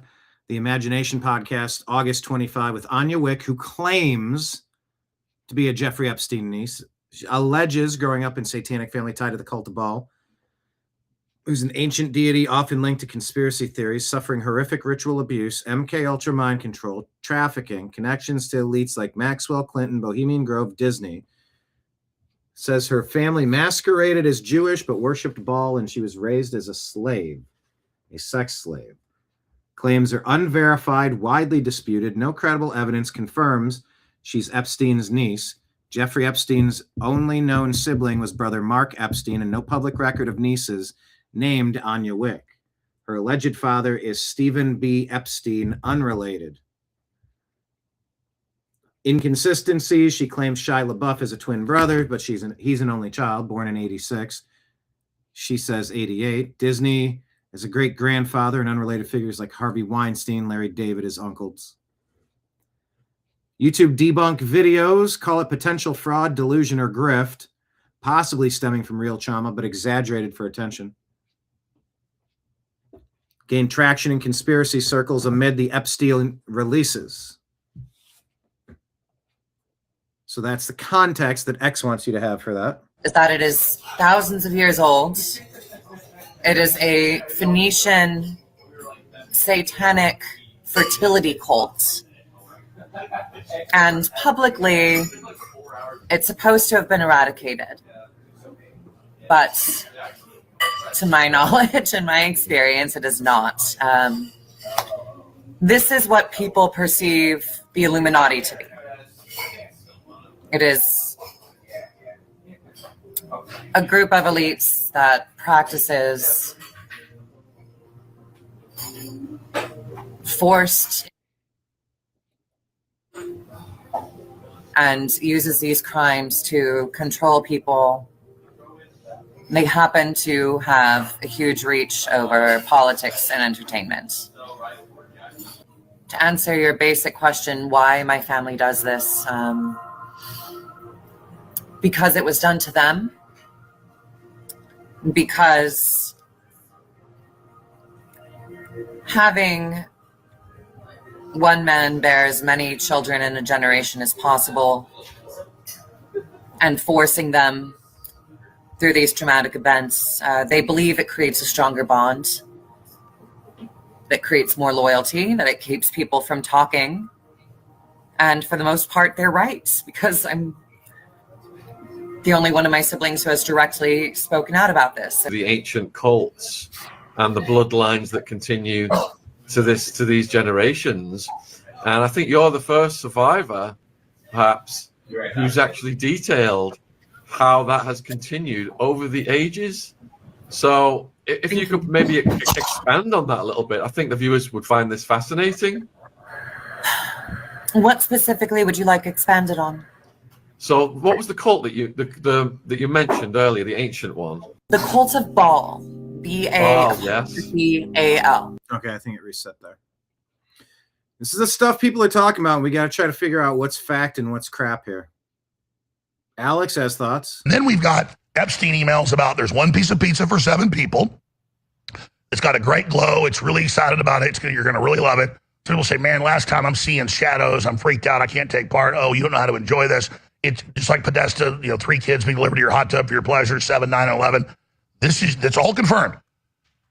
And there's hundreds and hundreds and hundreds. These people are psychotics. They are sociopaths. They have no, to them, you don't even get in the club unless you, and I told you, it's not just 14-year-old girls. That's the gateway drug, okay? That's like marijuana compared to Oxycontin. They talk about ritual murder, torture, drinking blood, cannibalism. These are real emails that are Jeffrey Epstein's, okay? See, I told you, it ain't just screwing 14-year-old girls. It is killing babies. It is raping babies. It is drinking their blood. It is adrenochrome, okay? This is all real. Ted Gunderson told me all this 30-something years ago. And then we've got Whew, it's a lot to unpack.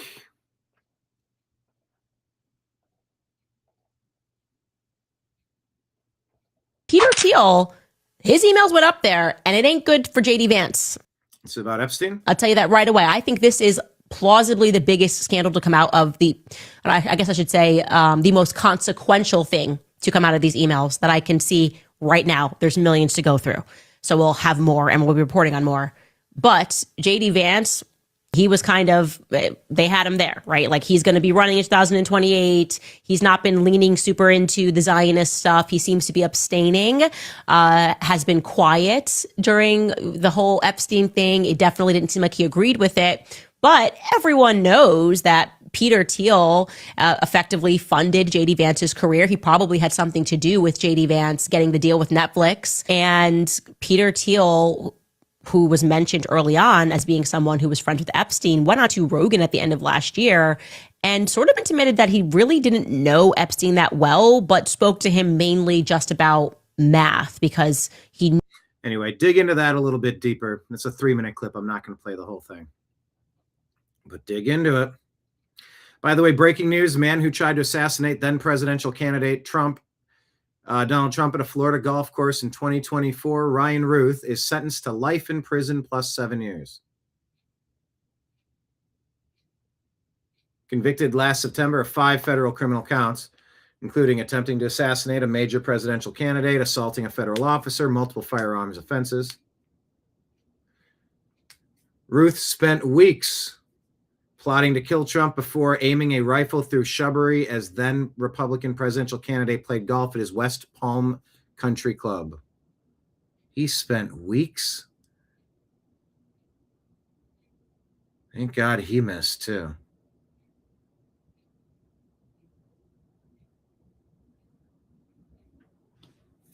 Also, Anthony Davis has been traded.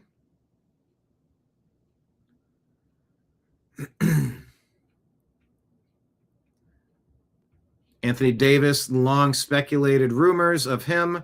He is being shipped off to the Wizards, according to sources at ESPN. So we got about a day left on NBA trade deadline. This is hilarious, by the way. The Babylon Bee says, suspicious. Voter ID bill defeated in the Senate by a vote of 7 million to 53. That's so crazy. You so crazy. Knew about taxes and how to avoid them. Take a listen. How was he described to you? He was described as one of the smartest tax people in the world. Interesting. And I well, that's Peter Thiel talking about how Epstein is described as a tax guy. Probably was my moral weakness that I. Well, how could you have known back then? He had never been arrested. No, this was 2014. It was post arrest. Oh, so his arrest was the first arrest, right? Yeah, which was like 2007, 08. Okay.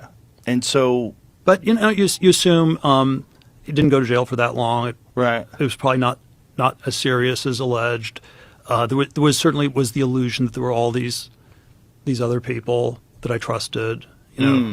Reed, who introduced us, was.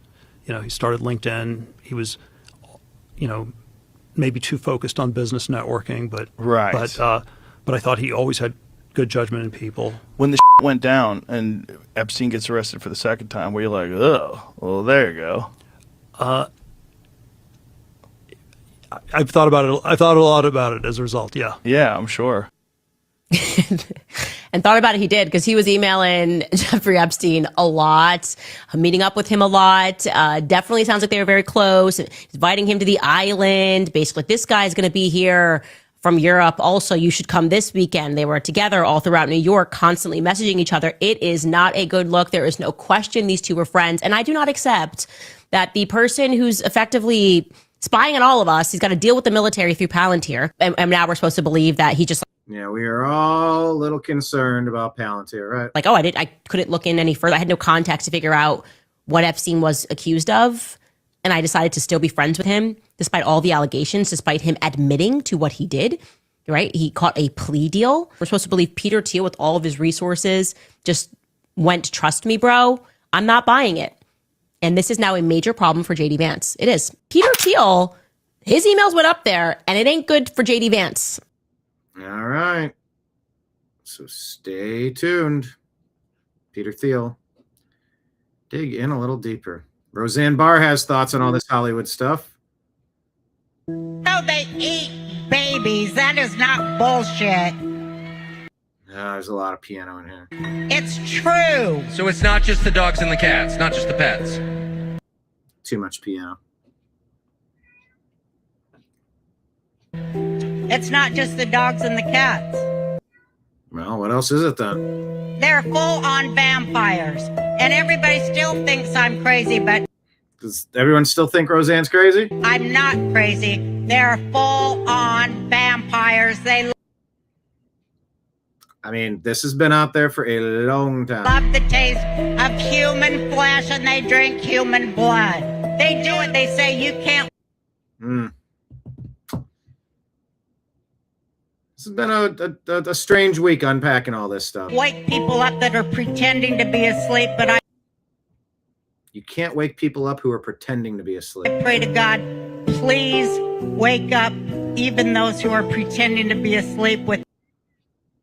How many people do you think are pretending to be asleep? That's kind of a good question there. the irrefutable truth of what the worst people The word. on this planet are really up to. They're really up to that. They're doing it. Huh.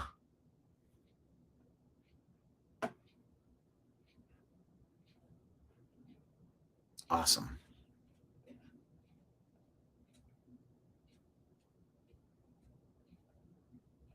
Yeah. We're not even really talking about the GOP political wranglings that are happening now, but on War Room, they're talking about how they're making a big mistake, the GOP. They're not going harder. They're trying to go softer, and that's not what anyone voted for. That's not what anyone The wanted. GOP is certainly making the same mistake that they did back in 2013 when post, what was it, Mitt Romney's loss, they wrote the autopsy saying that the way that we win elections is by going soft on immigration and trying to win over this elusive block of liberals that maybe if we just convince them that only deporting the criminals is bad, that maybe they'll vote for us. It's like, no, these people don't like America. They don't think borders exist and they don't believe in countries. They don't care about criminals. They are themselves criminals. They vote for a party that is an institutionalized version of criminality that's trying to destroy the United States from within. It's that simple. And this idea that we're going to court, minorities or whatever demographic to vote for us by letting them in, it's not an issue worth compromising on. If we compromise on the fundamental core that is MAGA, then we are not MAGA anymore. You don't have MAGA, you don't have America first if you don't have citizenship and sovereignty. So by that logic, we should just get rid of everything that made us controversial, that made us defy the Republican establishment, so we can court a voting base that, by the way, doesn't even want to hear your pitch. They tried to censor you, they tried to jail you, they tried to debank you, they tried to deplatform you.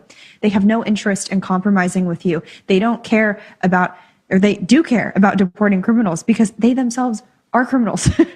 So stop trying to appeal to people who hate you. I don't want unity with Democrats. I don't want unity with Sharia law adhering Muslims. And I don't want unity with cat-eating Haitians. And I don't want unity with fraudulent, scammy Somalis in Minnesota.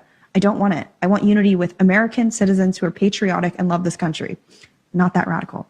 Yeah, the GOP is certainly making the same mistake that they did back in 2013 when post, what was it, Mitt Romney's loss, they wrote the autopsy saying that the way that we win elections is by going soft on on immigration and trying to win over this elusive block of liberals that maybe if we just convince them that only deporting the criminals is bad, that maybe they'll vote for us. It's like, no, these people don't like America. They don't think borders exist, and they don't believe in countries. They don't care about criminals. They are themselves criminals. They vote for a party that is an institutionalized version of criminality that's trying to destroy the United States from within. It's that simple. And this idea, there's no compromising with that. That we're going to court, minorities or whatever demographic to vote for us by letting them in.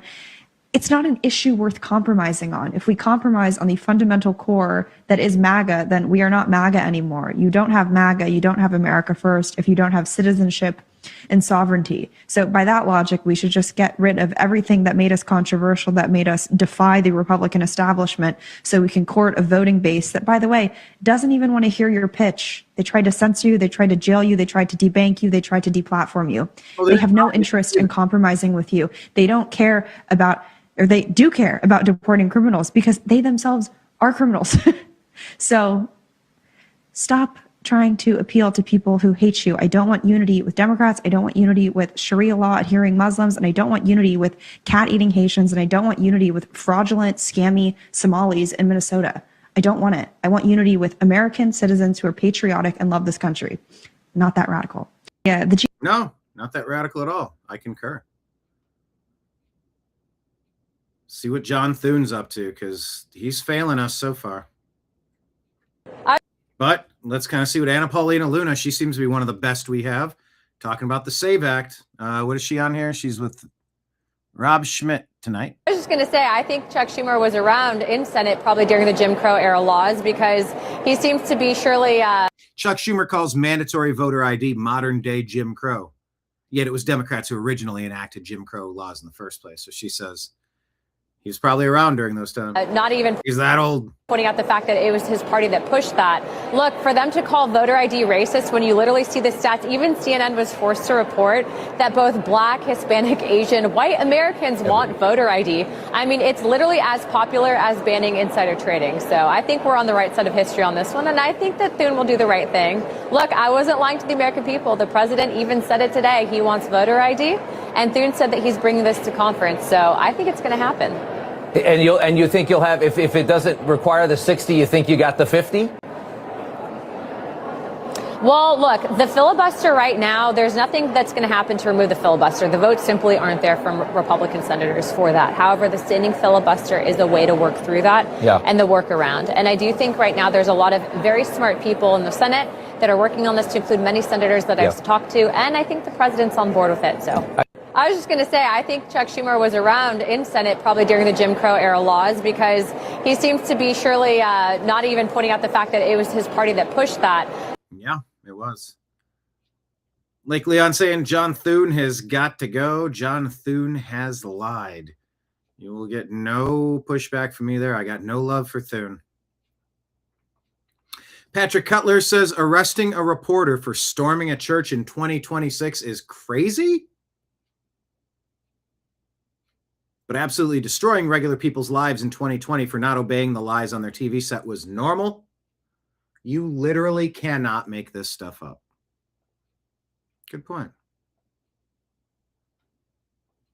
All right, that's what I had to share with you on our Instagram page. Make sure you follow us on Instagram at The New American Media. We're going to do a rapid fire round here on X. Quick reminder that we do have Rumble rants and Super Chats if you'd like to throw anything into our tip jar. Even the hate watchers who come back and drop insults instead of... Look, here's the thing. For anyone still out there hate watching, and maybe you've had your comments put into timeout, it's because your comments are inappropriate. You're being an asshole. The way to have comments is to just disagree without becoming disagreeable. You don't need to be insulting. You don't need to be the way that you've been. And you know the way you've been. You know the stuff you've been talking about. You want to disagree, but put it out there. Don't be insulting about it. Just say it. Make your point. We can have differences in opinions. We can agree to disagree. We don't have to become disagreeable, but 2 people were put in comment timeout because they weren't staying mostly civil. You guys are being assholes. So if you'd like to come back tomorrow, come back tomorrow. Even the hate watchers are allowed to come back. But I'm not playing the insult game. You want to drop those comments, you can go away. Just not interested. So like I said, Rumble rants and super chats, you can sign up to be a monthly member on both Rumble and YouTube. You can sign up to be a monthly member on Patreon. Thank you to those who are in all 3 of those groups. Additionally, PayPal, we accept tips over there, fuzzinstallment@yahoo.com. And then, of course, we also have Cash App and Venmo. That's my name, at Brian Engelman, BrianEngelman. Thank you so much. Yes, Lake Leon, if you don't like it, go get your own damn show. Exactly. That's fair. You know, whatever. All right, let's buzz through the news. Oh, there's our link to our Patreon pinned right there at the top of our X feed. So please consider jumping in. What is this? Jerry Nadler says you'd be justified in shooting. Representative Jerry Nadler under fire this week for joining other Democratic members in reckless rhetoric to fuel the growing threats against federal law enforcement officers, calling out the fascism in our streets. Nadler suggested that citizens could be justified in shooting masked agents, a chilling claim made earlier by other Democratic leaders. Quote, what is really the major problem in this country today is the fascism in our streets, the attacks on American citizens by masked hoodlums. What an asshole. If you were attacked by a masked person, you'd think you were being kidnapped. You'd be justified in shooting the person to protect yourself. By the way, I do agree a little bit there.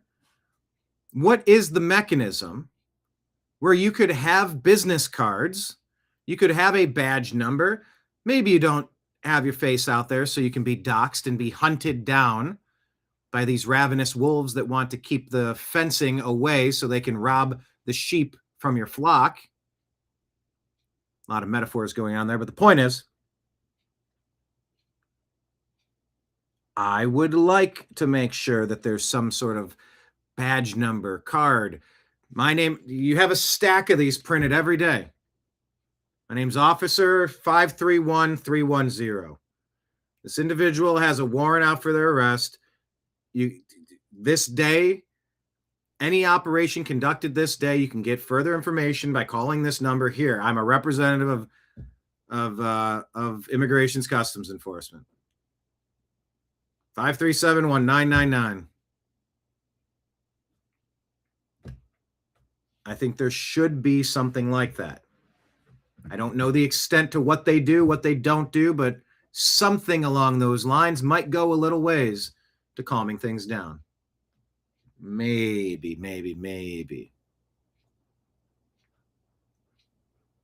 Where'd the other link go? I had the article up. Now I can't find the link. Anyway, you get the point. He's under fire for that. Well, here's an exchange between Maxine Waters and Scott Bessent. This is a good one. The housing stock. 10 and 20 million. The housing stock. 10 and 20 million immigrants. Can you shut the housing stock of working Americans, and can you maintain some level of dignity? Gentleman's time has expired. She tells him to shut up, and he says, can you maintain some level of dignity? Housing stock, 20 million immigrants. Can you shut the housing stock of working Americans, and can you maintain some level of dignity? Gentleman's time has expired. No, my time has not expired. Your time has expired. And the gentleman took up my time. I think you should recognize that, Mr. Chair.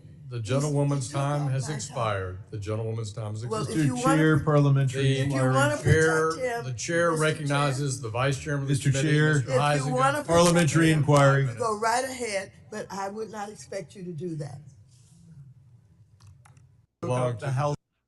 Is Maxine Waters ever going to face justice?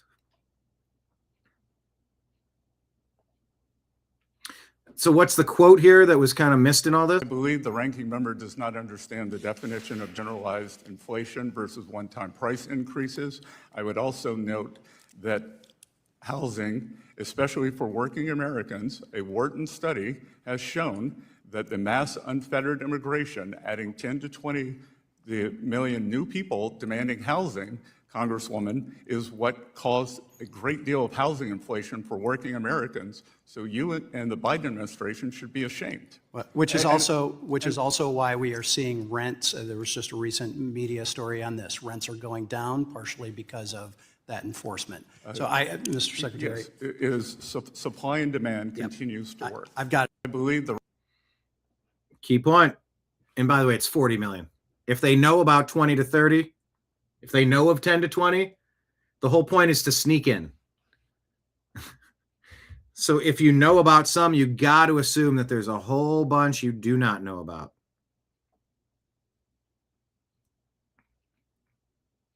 Maybe that's, I don't know, maybe that's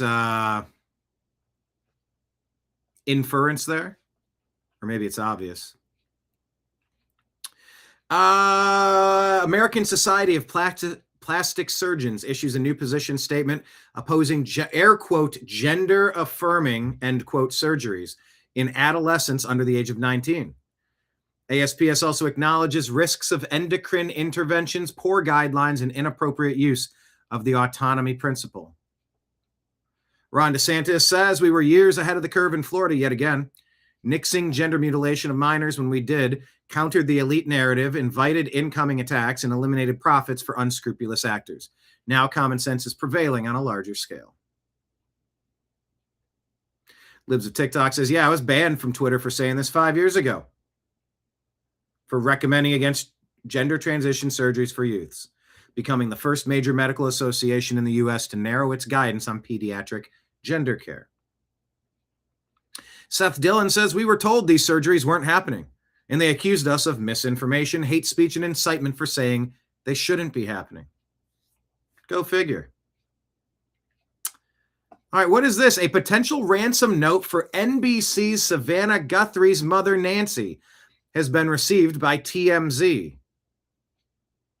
Okay, I don't know what's going on here, but take a watch. So we got something in our email that looks like it's written like a ransom note for Savannah Guthrie's mother. Specific request and they're very for certain amounts of money, very specific. Bitcoin. And also they say at the bottom, there are certain things they're saying about what she was wearing and damage to the house.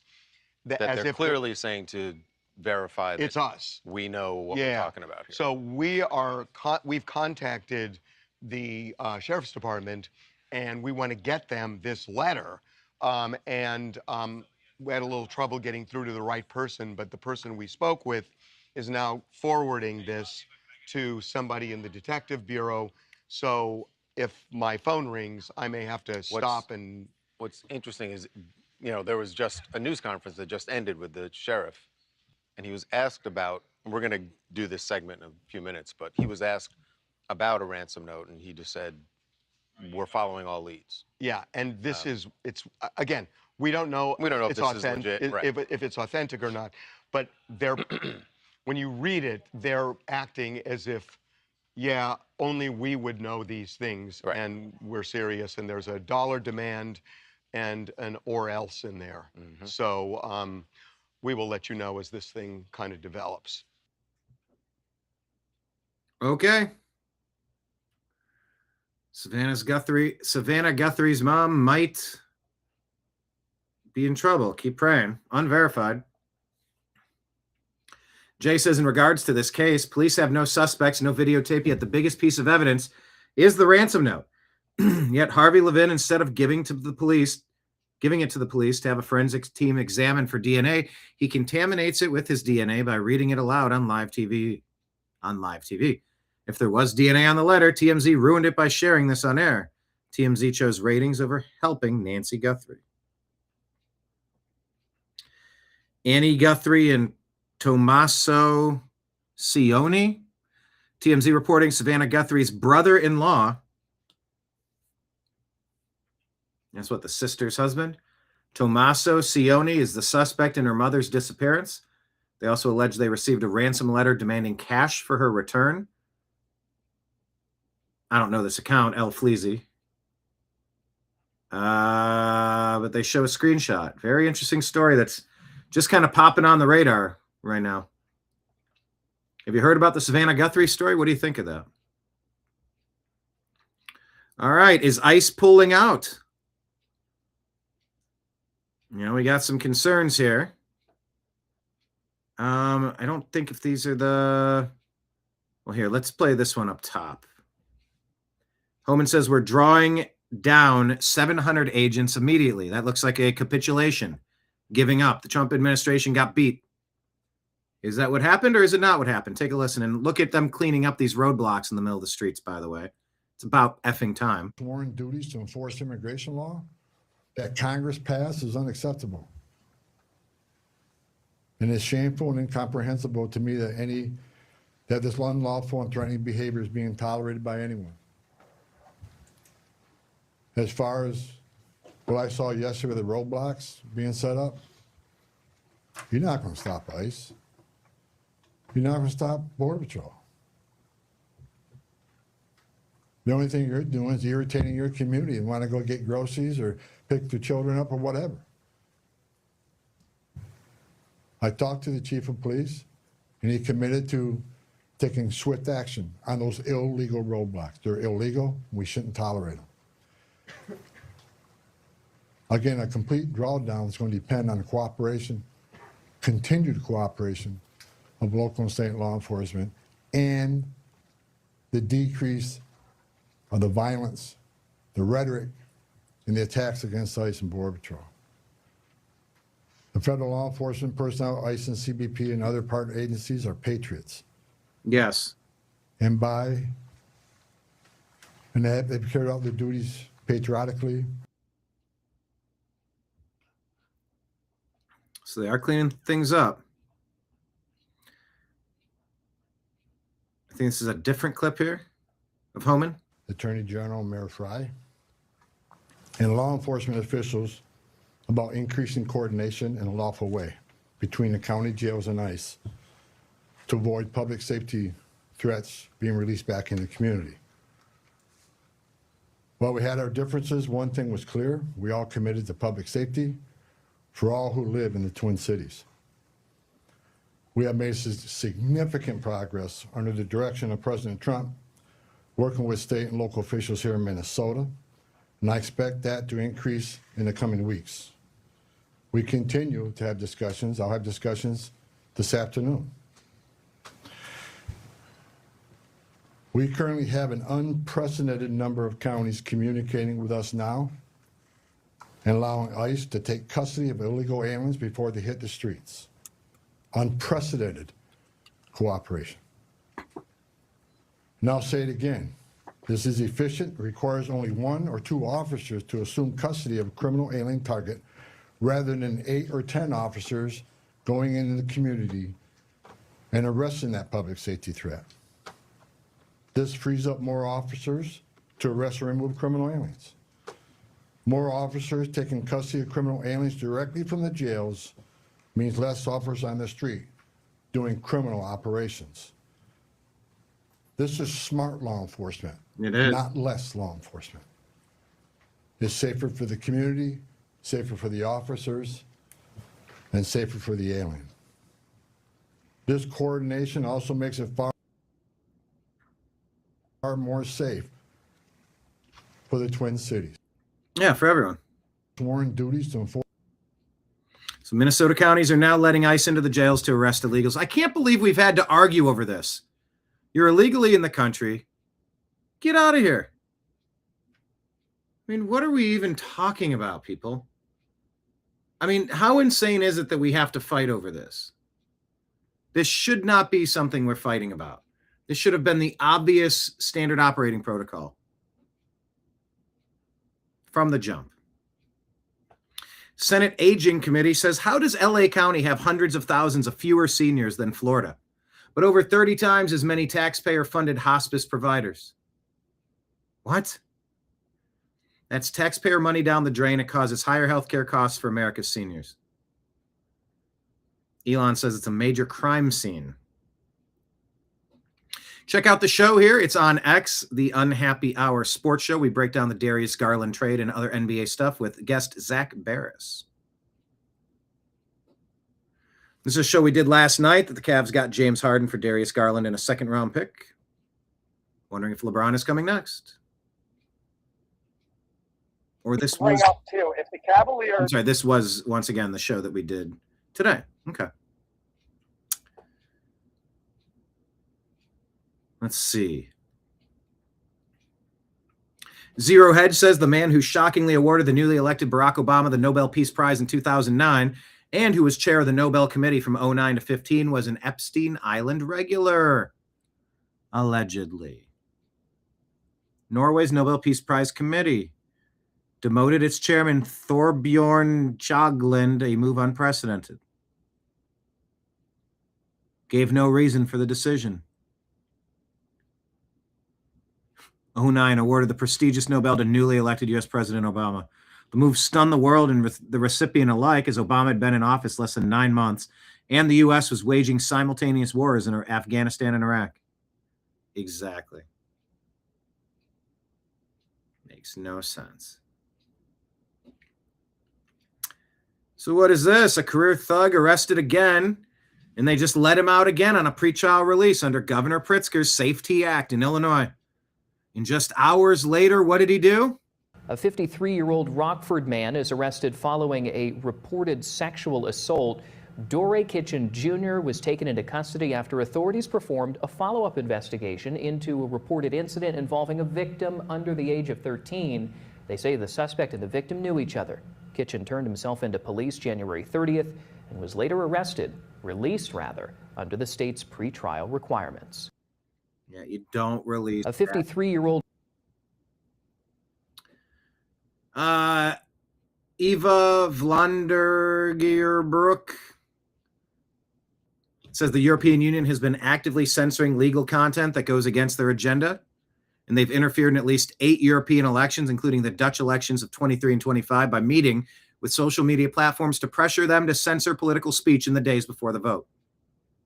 Shame. Leading up to the Dutch elections of 23, the EU Commission even made the Dutch Interior Ministry, Hugo de Jong, a trusted flagger entitled to make priority censorship requests under the DSA. What kind of political speech do they want to censor, you ask?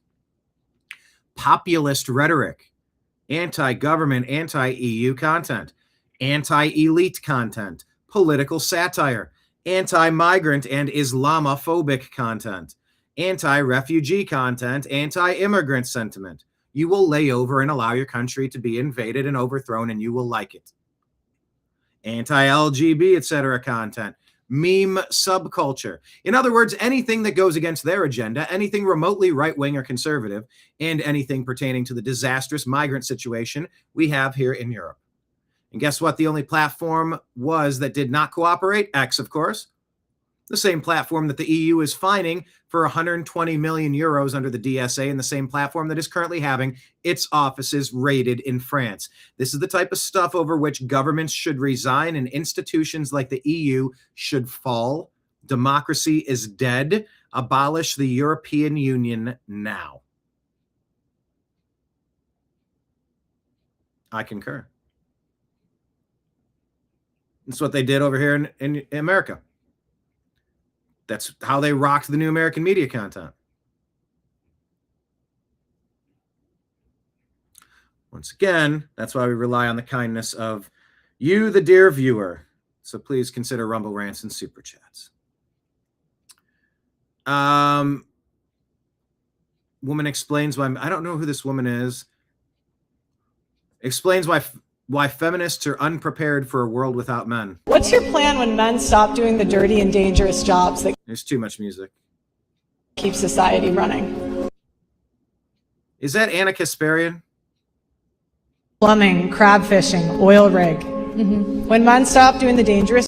When they stop doing the dangerous jobs, when men stop getting married, when men stop having kids, what's your plan?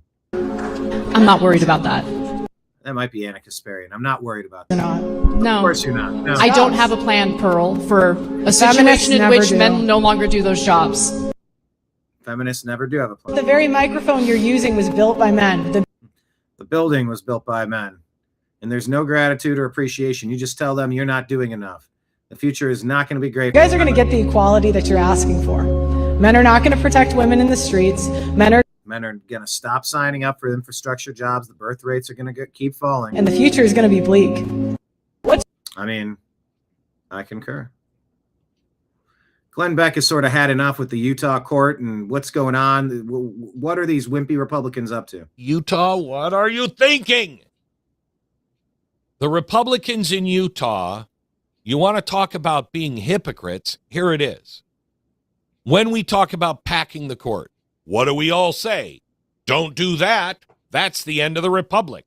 It's always the end of the republic. When somebody starts packing courts, the next people that get in, they're like, oh, well, you change that number, so I can change that number too. We're going to have 12. We're going to have 20. We're going to have 30. We're going to have 55. You see Venezuela, you see Cuba, you see any country that has ever done this, they fall into totalitarianism because they realize they can just change the referees. They'll just add more referees, and they'll add the referees they like.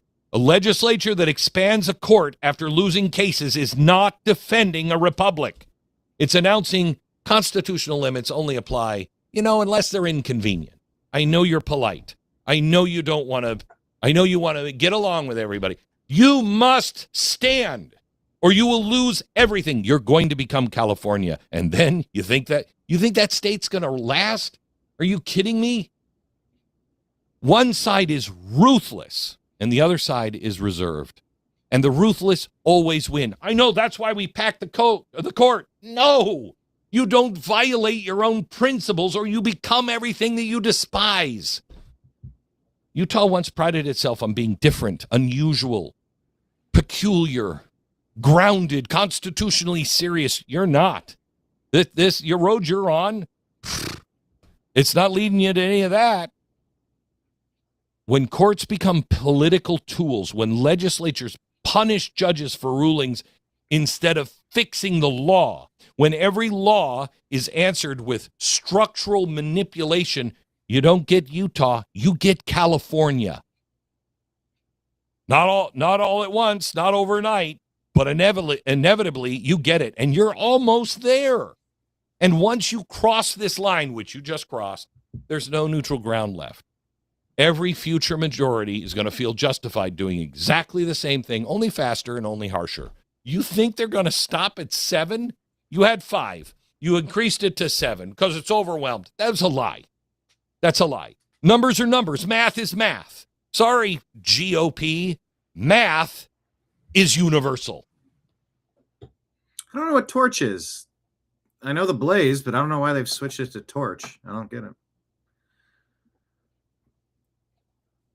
Ian Miles Chong says Spanish Prime Minister Pedro Sanchez declared war on the open internet under the guise of safety and accountability. His government is launching a full-scale assault on free speech, specifically targeting platforms that refuse to bend the knee to state-approved narratives. Isn't that the same country that's putting 500,000 illegal alien invaders into the voting booth so they can remove the far right, which means the normal people, the citizens of that country that don't want to be overthrown? Elon Musk says Sanchez is the true fascist totalitarian. Victor Davis Hanson just wants to reach out. He had removal of a cancerous lung carcinoma along with lower right lobe successfully, but then he's developed low red blood clots, fatigues, arterial fibrillation, and saying bottom line, I'm hoping to come back as soon as possible. Victor Davis Hanson is a very important voice out there. He says, but I don't know exactly when I'll be back to near normal. In the meantime, I hope to post things now and then on days when I feel better. Unfortunately, that feels like Scott Adams as he got sick and did everything he could, but you could see the writing on the wall, and it was a slow decline. Prayers to Victor Davis Hanson.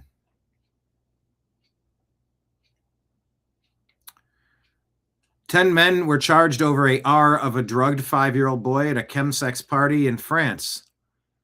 Tommy Robinson says if there ever was a reason to reintroduce the guillotine, it would be for those 10 men who abused a 5-year-old boy who was drugged. Elon says this is what authorities in France should be focused on. Instead, they're raiding the ex-headquarters.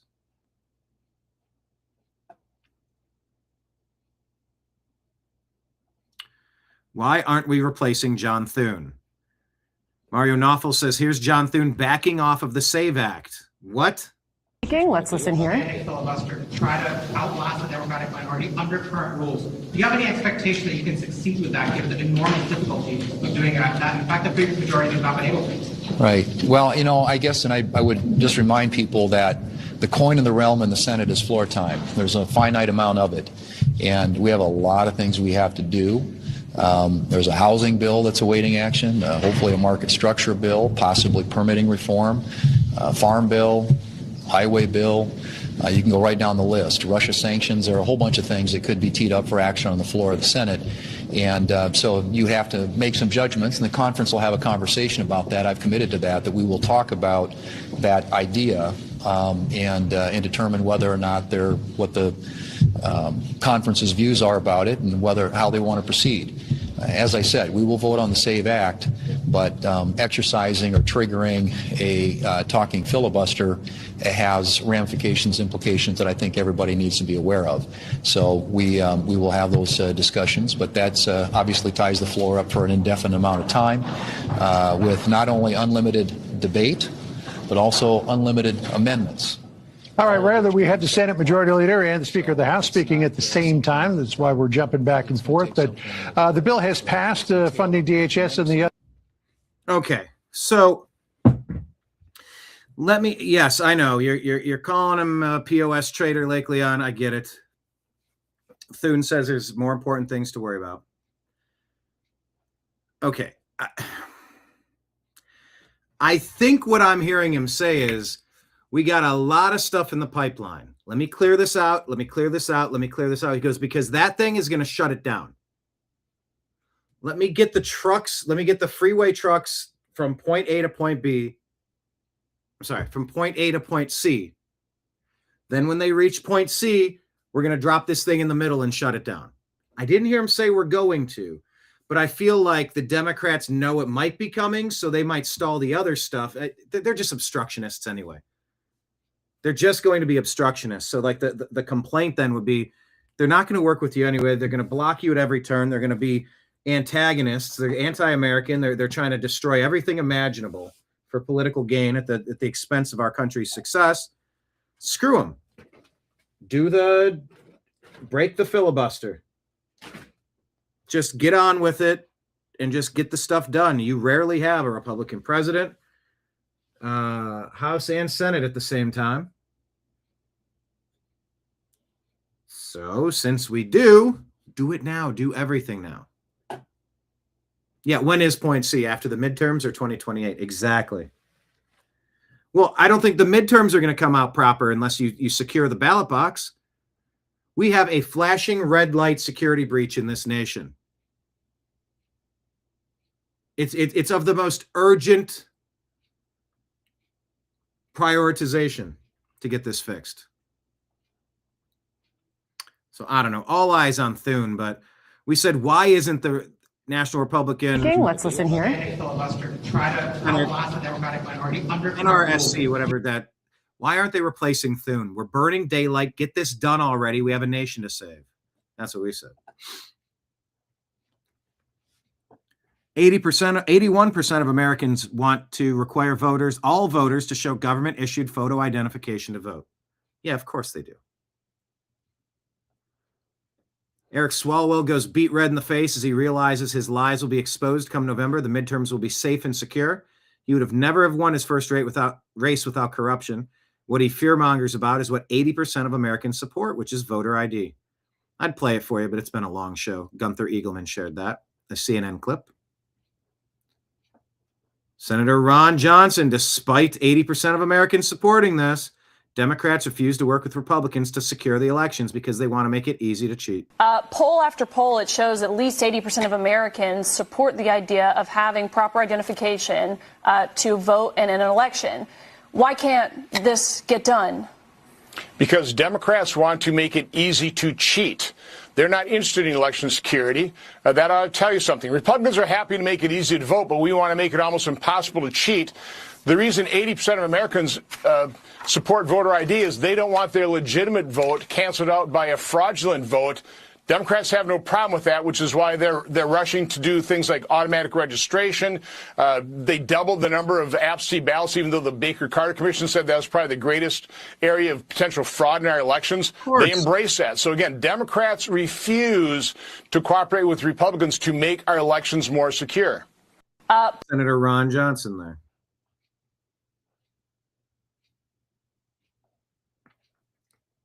Nick Sorter says it's infuriating that Thune's backing down on the SAVE Act, saying there are implications to triggering a talking filibuster. If you can't even pass a bill that 80% of Americans support, you need to resign, Thune.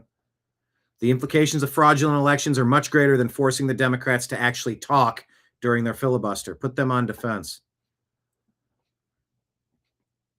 Nick Sorter reports Mitch McConnell has once again been hospitalized. McConnell has experienced numerous medical episodes recently, freezing up, collapsing, and being unable to do his job. I sympathize with the senator, but the Senate is not a nursing home. It's time to resign, Mr. McConnell. It's an example of just one of McConnell's recent medical episodes. There are many to choose from. What are my thoughts about what? Running for re-election in 2026. That's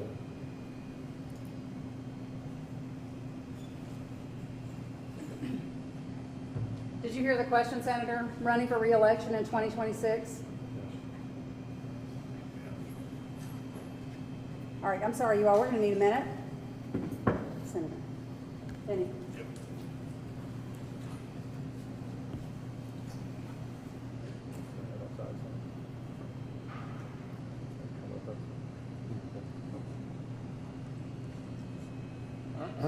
Okay. Somebody else have a question? Please speak up. Oh, boy. I like this one. Break glass to save America. It's Tulsi Gabbard. We shall see. FBI Director Kash Patel says 1 year of President Trump, leadership matters. Nationwide murder rate down 20%. 31% increase in kilos of fentanyl seized. 100% increase in arrests year to year. 210% increase in gangs and criminal enterprises that have been disrupted. Well, that's good. This lady's like, what the heck is going on? Do any of you have this experience? You know what? I don't even care anymore. I literally just went to the store and pretty much no one around me even spoke English. Like, I am so sick of this. Call me racist. I do not care. This is my home. I was born here and I'm sick of it. We said that we went to Walmart a few months ago and almost every employee appeared to be imported from somewhere else. American jobs stolen by foreigners. Asked 3 employees a question and they signaled that they don't speak English. Who in hell approved this? Nobody wants this, and we've never been back to that place. Anyone having a similar experience? And yeah, term limits, Marion, exactly, for Mitch McConnell. 15 years later, temporary protective TPS. What is it? TPS reports. Jonathan Turley says the judge is wrong and the law is clear. Courts are not supposed to micromanage TPS decision. Temporary protective, isn't it TPO? Temporary protective order? Temporary protective whatever. Mike Lee told us we're closer than ever to voting on the SAVE Act in the Senate, forcing the Democrats to filibuster 24/7 on the Senate floor, telling the American people why they don't deserve secure elections until they drop. We are closer than ever to victory. Yeah, will somebody tell that to Thune? Actually, that'll be my comment.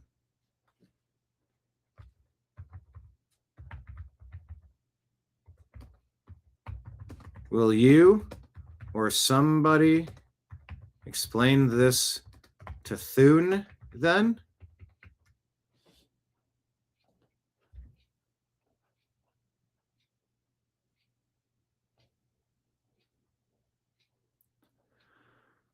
Nick Shirley says Elon Musk is the biggest net positive for society in so many ways. If Elon didn't buy X, it would be very unlikely that Trump was elected. We wouldn't have free speech, and you'd see just more and more corruption. We said we were on the verge of Obama getting his wish to fundamentally transform the United States of America. The Cloward-Piven strategy to implode the U.S. with rampant theft and spending almost took us out. Now we need to smash that Overton window back toward freedom in the midterms. DNI Gabbard says, contrary to the blatantly false and slanderous accusations being made against me by members of Congress and their friends in the propaganda media, the Office of the Director of National Intelligence has and will continue to take action under my statutory authorities to secure our nation and ensure the integrity of our elections. Because that's the other thing. Definitely tasked with that as a national security issue. Monica Crowley calls her a heroine. Daniel Horowitz here talking about how judges are overriding every branch of government. And we're told that questioning that is dangerous. Judges were made unelected because they were never supposed to rule the country. But they are. Jeffrey Mead says LA County has 1,900 hospice agencies, more than 30 entire U.S. states. That's insane. And the entire state of Florida has over 22 million people and only a few hundred. This is exactly why the Trump admin is talking about when they say waste, fraud, and abuse. And that is what I wanted to share with you today. Lake Leon, our local Wally World, is filled with purple-haired guys and gals. Yeah. This one was full of ceremonial cranium attire. And among other people there that could not speak English. 3 different times I stopped someone to ask where something was. And he looked at me and said, I either say no English or they would say they would try to communicate in something. I'm like, oh shit, you don't even know the language of the country you're in. What is going on? There's a national language of English in this country so that we can all communicate because we're all supposed to be on the same team, rowing in the same direction. Sadly, that's not exactly how things are at this day and age. But now that I went to the Target, I'll tell you this. This is the second time I've been there in as many weeks. Everything I scanned rang up at a higher price than it said on the shelves. Everything. It was all cat food. That's all I don't have massive thirsts and appetites. I buy a car, I pay it off, I keep it forever. Like I have a modest home. I live within my means. I don't require a ton, but yeah, the vet bills and the medicines and got that donation yesterday. John's like, buy Nimbus some salmon. So I actually did. I happened to be right across. So I went and got some canned salmon for him. Fancy feast, of course. I would love to give him regular salmon, but it goes out both ends. I know. And that's what I told the manager. I called him over. I'm like, this happened both times and they fixed the prices. I said, look, when I lived in LA, there was a Target near me. I used to go to that Target all the time. And lately, there have been plenty of reasons for me to stop going to Target. But I've just had a little bit of brand loyalty to it. You know, pushing their confusion on children and stuff. I said, but if I come in here a third time and these prices are off, I will never come back here. And I will tell people about this to warn them. Everything was off. Individual cans were 89 cents, but they rang up as 99 cents. They fixed that. What was the other thing I got? It was $13.69, but it was ringing up as $14.99. The other thing was $3 higher. I'm like, what the hell is every can? All it was like $80 worth of cat food. Everything was overpriced. So check your prices, people. Next time you're in a store, take a glance at what things cost. And when you get to the register, check to see if the right price is ringing up. How often do you do that? So I'm telling you, twice in a row now, multiple items on both trips have been off. Never in my favor. Always in the store's favor. So yeah, I said, is it the quality of employees that you're hiring? Because as I was walking around, I mean, there were several 3'2" people who look like they may not be citizens of this country cleaning the floors and stocking the shelves. And you're going, what are we're importing? Anyway, that lady complaining that nobody in that store spoke English. All the prices are wrong at my store. Marion checks her prices all the time. Yeah, please check your prices all the time.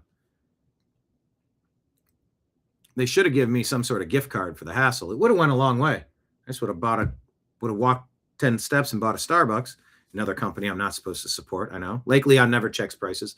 Please check your prices. But yeah. Is it the quality of workers that aren't doing things correctly, or is it something bigger? I don't know. Anyway, thank you all for being here. Stay tuned. We'll let you know when the Strictly Football episode drops, tomorrow or Friday. And if you want to check out some of those NBA shows, we'll be doing another one at the end of this. A few big trades happened. Anthony Davis on the move. Let me see if there's anything new. Mavericks trade Anthony Davis to the Wizards. Chris Paul goes to the Raptors in a 3-team trade. A lot of things happening now. So stay tuned, everyone. Let's just stay tuned. All right. I'm going to sign out for now.